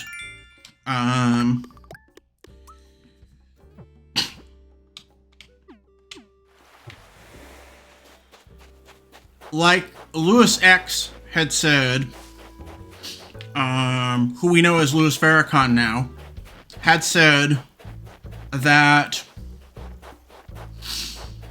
he had basically written in the official magazine of the Nation of Islam about about Malcolm X, that anyone who dishonors the name of such an honorable man as Elijah Muhammad deserves death. And he made several other assertions. Louis Farrakhan did, of various sorts, that Elijah Muhammad was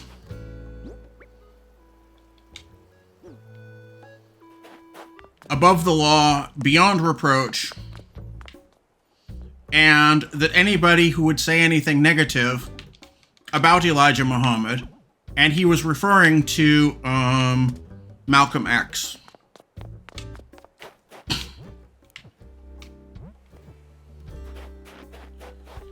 that they deserved death.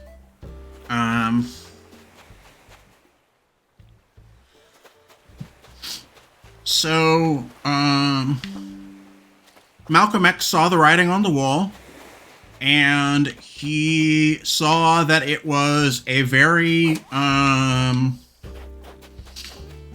very bad place for him to be in the Nation of Islam.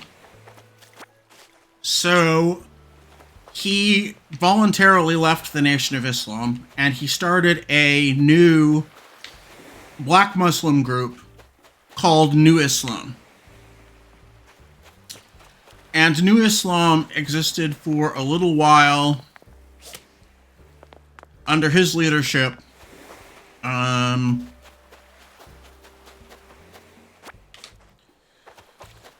then eventually, some men who were associated with the Nation of Islam took a shot-off shotgun to an event where Malcolm X was doing some public speaking and shot him in the stomach with a sawed-off shotgun. That is a very, very gruesome and ugly and painful way to go. He probably lingered at the doorway between life and death for minutes, hours. It was a rather slow death, and he died at the hospital.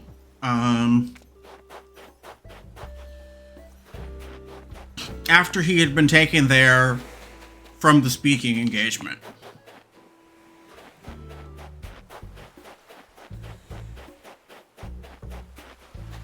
And to this day, because of what Louis Farrakhan had said, people say, allegedly, and I'm using allegedly so I don't get into legal trouble here, allegedly, Louis X, aka Louis Farrakhan, could have been involved because of his leadership role in the Nation of Islam at the time, and also because of what he had said, what he had written in the Nation's magazine all of those years ago.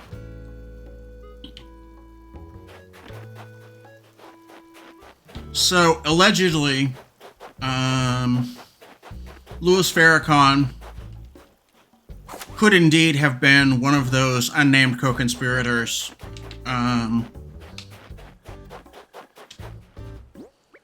when the people who killed Malcolm X were tried.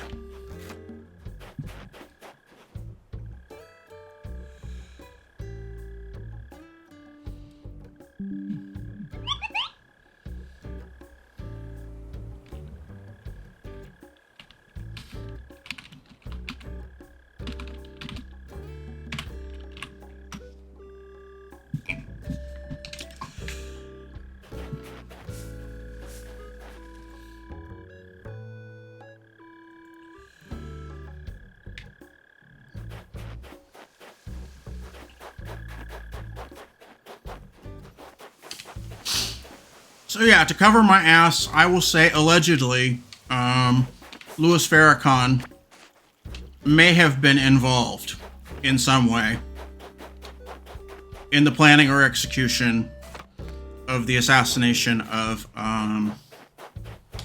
Malcolm X. But one of the things that Malcolm X did that really helped the civil rights movement was he gave a more militant and a more scary to the average white person face to what the civil rights movement could be and what the civil rights movement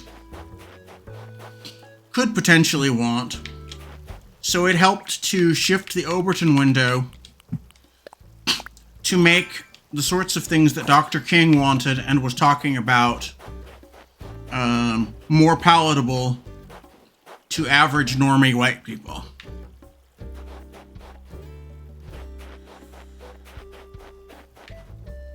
And it helped to make Malcolm X's view, it helped to make Dr. King's message, which was really milquetoast and less radical,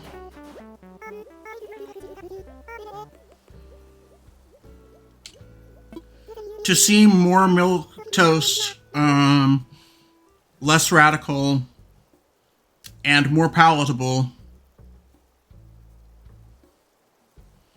to normie, non-racist white people.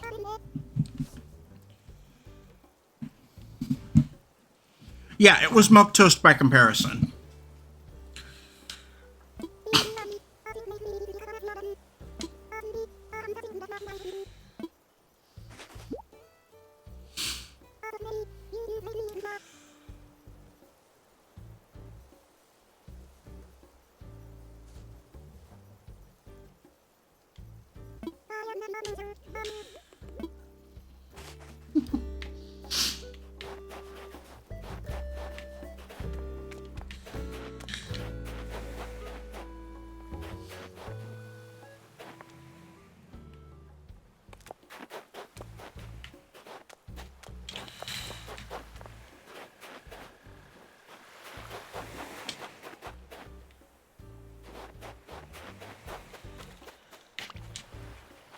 But even with Dr. King's leftist, socialist sort of sensibilities, Dr. King's message is honestly what should have been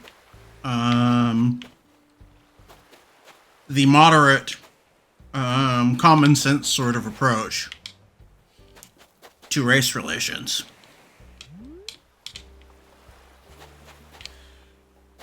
But the opinion of the average person was so far to the right on racial issues that it took people like Louis Farrakhan, like Elijah Muhammad, and like Malcolm X, who were more militant and who were more in the vein of sort of being the ancestors of, say, people like the Black Panther Party, who had a very militant, very revolutionary kind of idea. They were much more of that kind of vein, whereas Martin Luther King Jr. was more of a milquetoast, non-revolutionary, sort of what we would call today a democratic socialist. He did not want to overthrow the prevailing culture and overthrow the government and to have a revolution.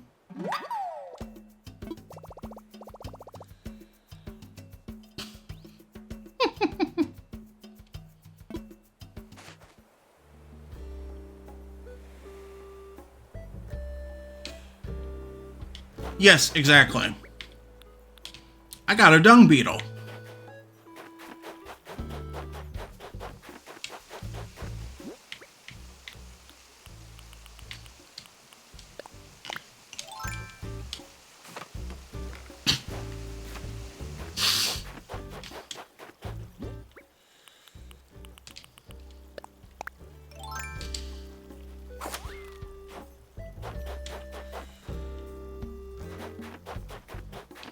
Dr. King and that branch of the civil rights movement was much more peaceful than the more militant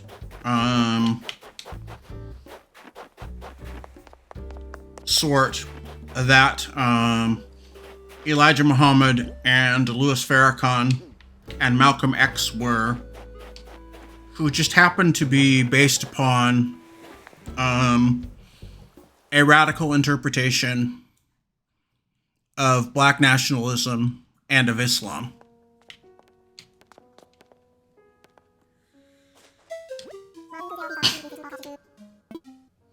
You might call Malcolm X and Elijah Muhammad and Louis Farrakhan and that sort of people to almost be black separatist or black supremacist in their orientation, whereas Dr. King was definitely about being egalitarian and about his, very much about his socialist sensibilities of treating everyone equally. Eek, a dog beetle. What a wretched thing. Alas, I am obliged to ask, would you like to learn more about this specimen? Please tell me. Ah, I see. In that case, what can I say? The aptly named dung beetle feeds on the feces of animals. Ooh, you heard right. This putrid pest rolls up balls of dung, and then rolls them away to dine on them at a later date. As if that weren't atrocious enough, some dung beetles lay their eggs in the feces too. He doesn't like to talk about bugs either, so this is Blathers' worst nightmare. What a dreadful place to raise the young. Anywho, my sincerest thank for your donation. And though bugs are the bane of my existence, rest assured the wretched thing will get the best care here.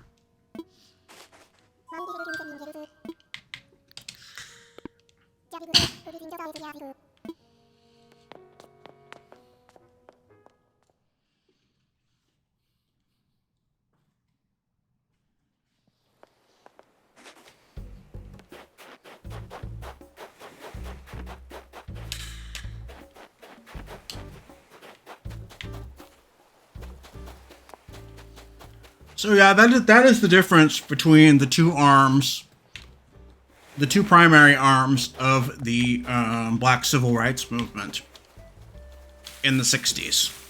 One of them was based upon Christianity and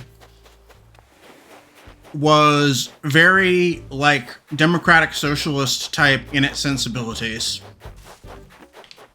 While the other side was very much of a more orthodox Marxist, more revolutionary, more let's smash the system and start over kind of character. Do you think that's a fair way to characterize it, Mithy?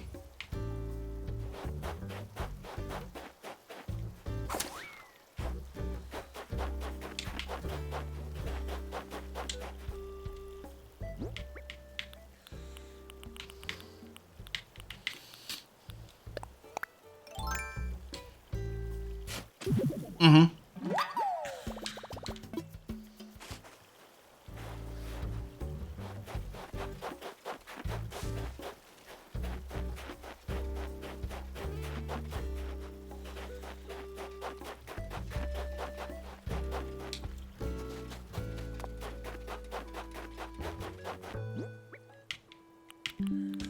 Okay, I've got 2 more fossils. Hooray!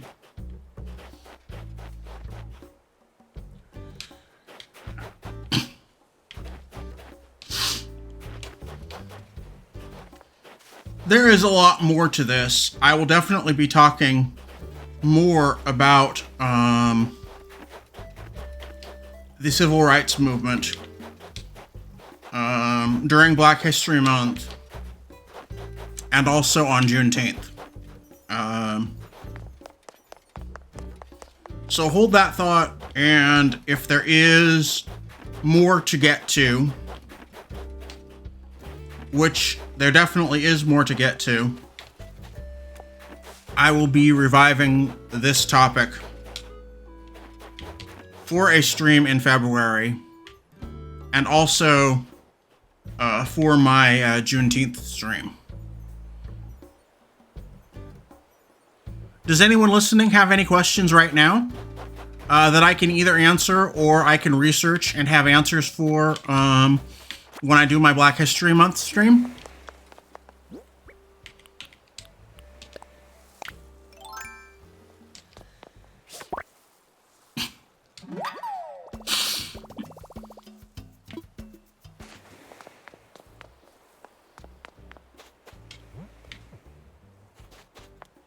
I'm not above saying I do not know the answer. Let me research and get back to you. Or let me ask an expert and get back to you. So that is what I will do if a question warrants it.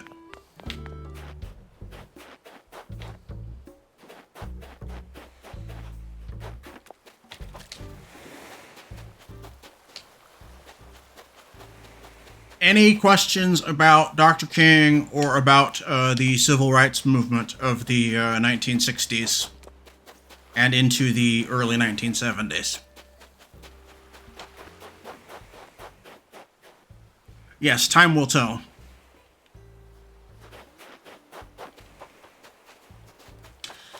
And also,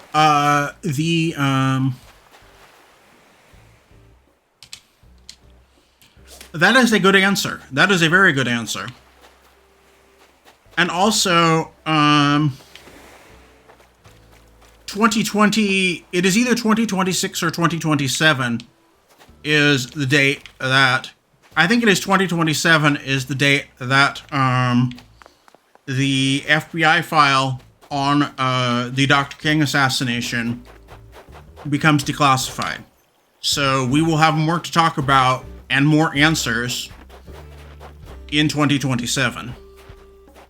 So perhaps for Martin Luther King Day or Black History Month or Juneteenth in 2027, we can revisit the assassination with some of the information that we will have learned from the declassified reports. And from the rest of Dr. King's FBI file being declassified finally. The part about the assassination is still classified until, I think, 2027.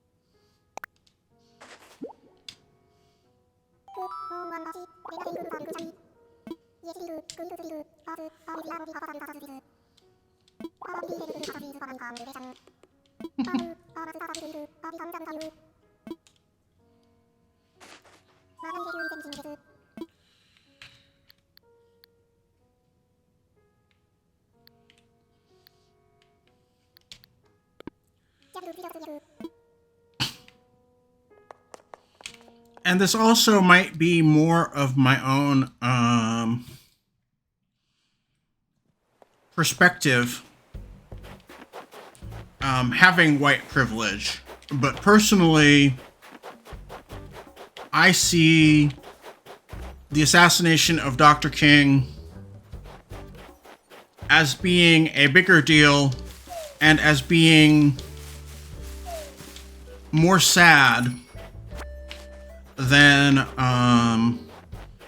the assassination of Malcolm X, because of the sort of violent rhetoric that Malcolm X had surrounded himself with, and had made as a member of the Nation of Islam. There is an old saying, there is a passage in the Bible, and ye have sown the wind, and now ye shall reap the whirlwind. And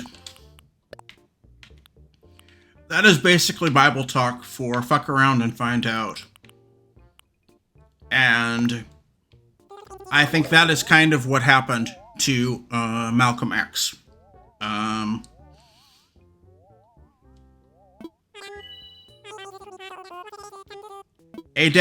A human death is always a tragedy.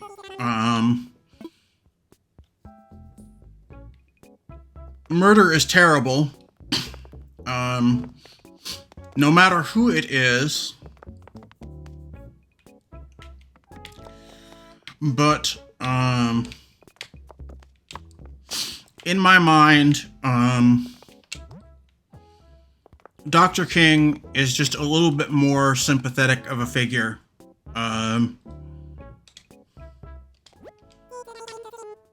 Than Malcolm X is. And I think that pretty perfectly illustrates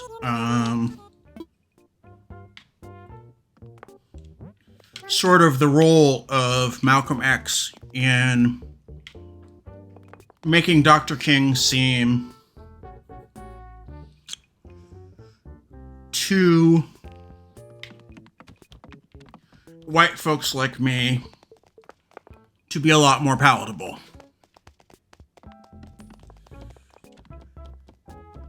Because he did not use violent rhetoric. He did not want race war. He did not want revolution. But Malcolm X and the Nation of Islam people had talked about those very things, and had talked about lynching white people, and had talked about all kinds of horrible stuff. And Louis Farrakhan even said that anyone who insults the leader of the Nation of Islam, Elijah Muhammad, deserves death. And also in a future stream, when I finally talk about Scientology, I will talk about the Nation of Islam's links to Scientology. Because Louis Farrakhan has started to take Scientology courses, and he has started his followers in the Nation of Islam to start to take Scientology courses and to start to receive auditing. And Scientology has sort of become an adjunct practice to the Nation of Islam. Did you know that, Mithy? It's an interesting subject that I'm going to get into more when I talk about Scientology.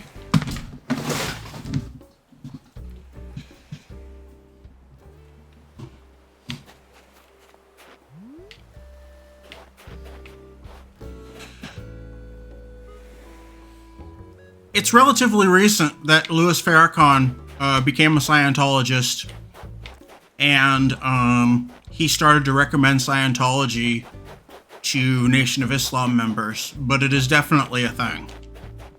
So I will be talking about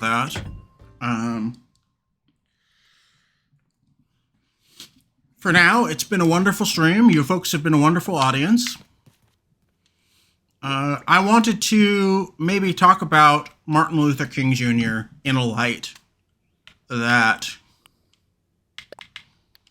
most people don't know him in. And I wanted to talk about his anti-war stance and talk about his economic beliefs. He was, by all accounts,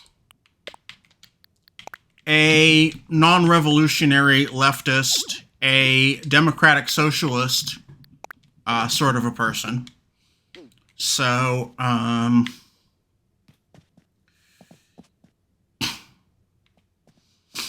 while the Nation of Islam and the Malcolm X's New Islam movement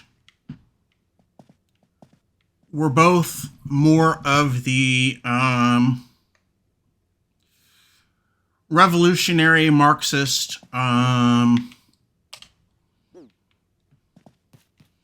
let's smash society and rebuild a more just society in more of a Marxist kind of idea.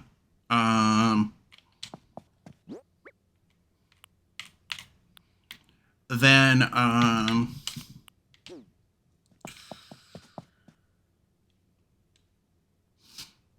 what Dr. King wanted and advocated for. I personally find that I am sort of revolution agnostic. I'm kind of in the middle of that. I say change is good, and I don't particularly care the way by which we get better conditions for workers. I mean, obviously, not having a revolution is preferable because not having a revolution means that you do not have a lot of people being unalived. You do not have a period of chaos. You do not have a power vacuum in between. And it is just more people-friendly. But I am nothing if not a pragmatist. So I say, whatever way you happen to get better conditions for workers, better conditions for the average person, any way that you can get for a more fair distribution of resources in society is good.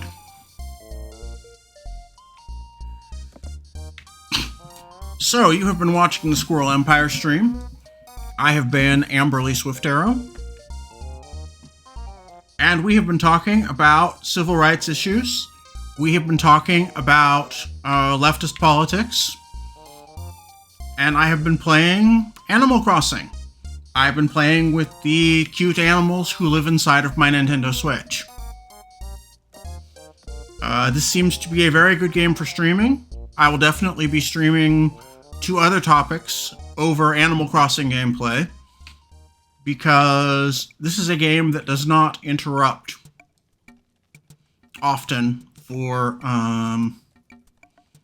story, and you can definitely talk over with whatever particular topic you choose. But I figure this was a very good thing to play because this is a cozy, like, real life slice of life RPG town builder simulator kind of game where you have various species of animals with various personalities and with various interests and various likes and dislikes living together in harmony, just like Dr. King said. And instead of my usual sign-off, I'd like to leave you folks with a little bit of Dr. King's final public words. This is the end of the speech, the last speech that he gave before he was assassinated. So this is Amberlee Swift Arrow signing out. And in something I don't normally do, I will leave the end to Dr. King. Take it away, Dr. King. And I've seen the promised land. I may not get there with you, but I want you to know tonight that we as a people will get to the promised land.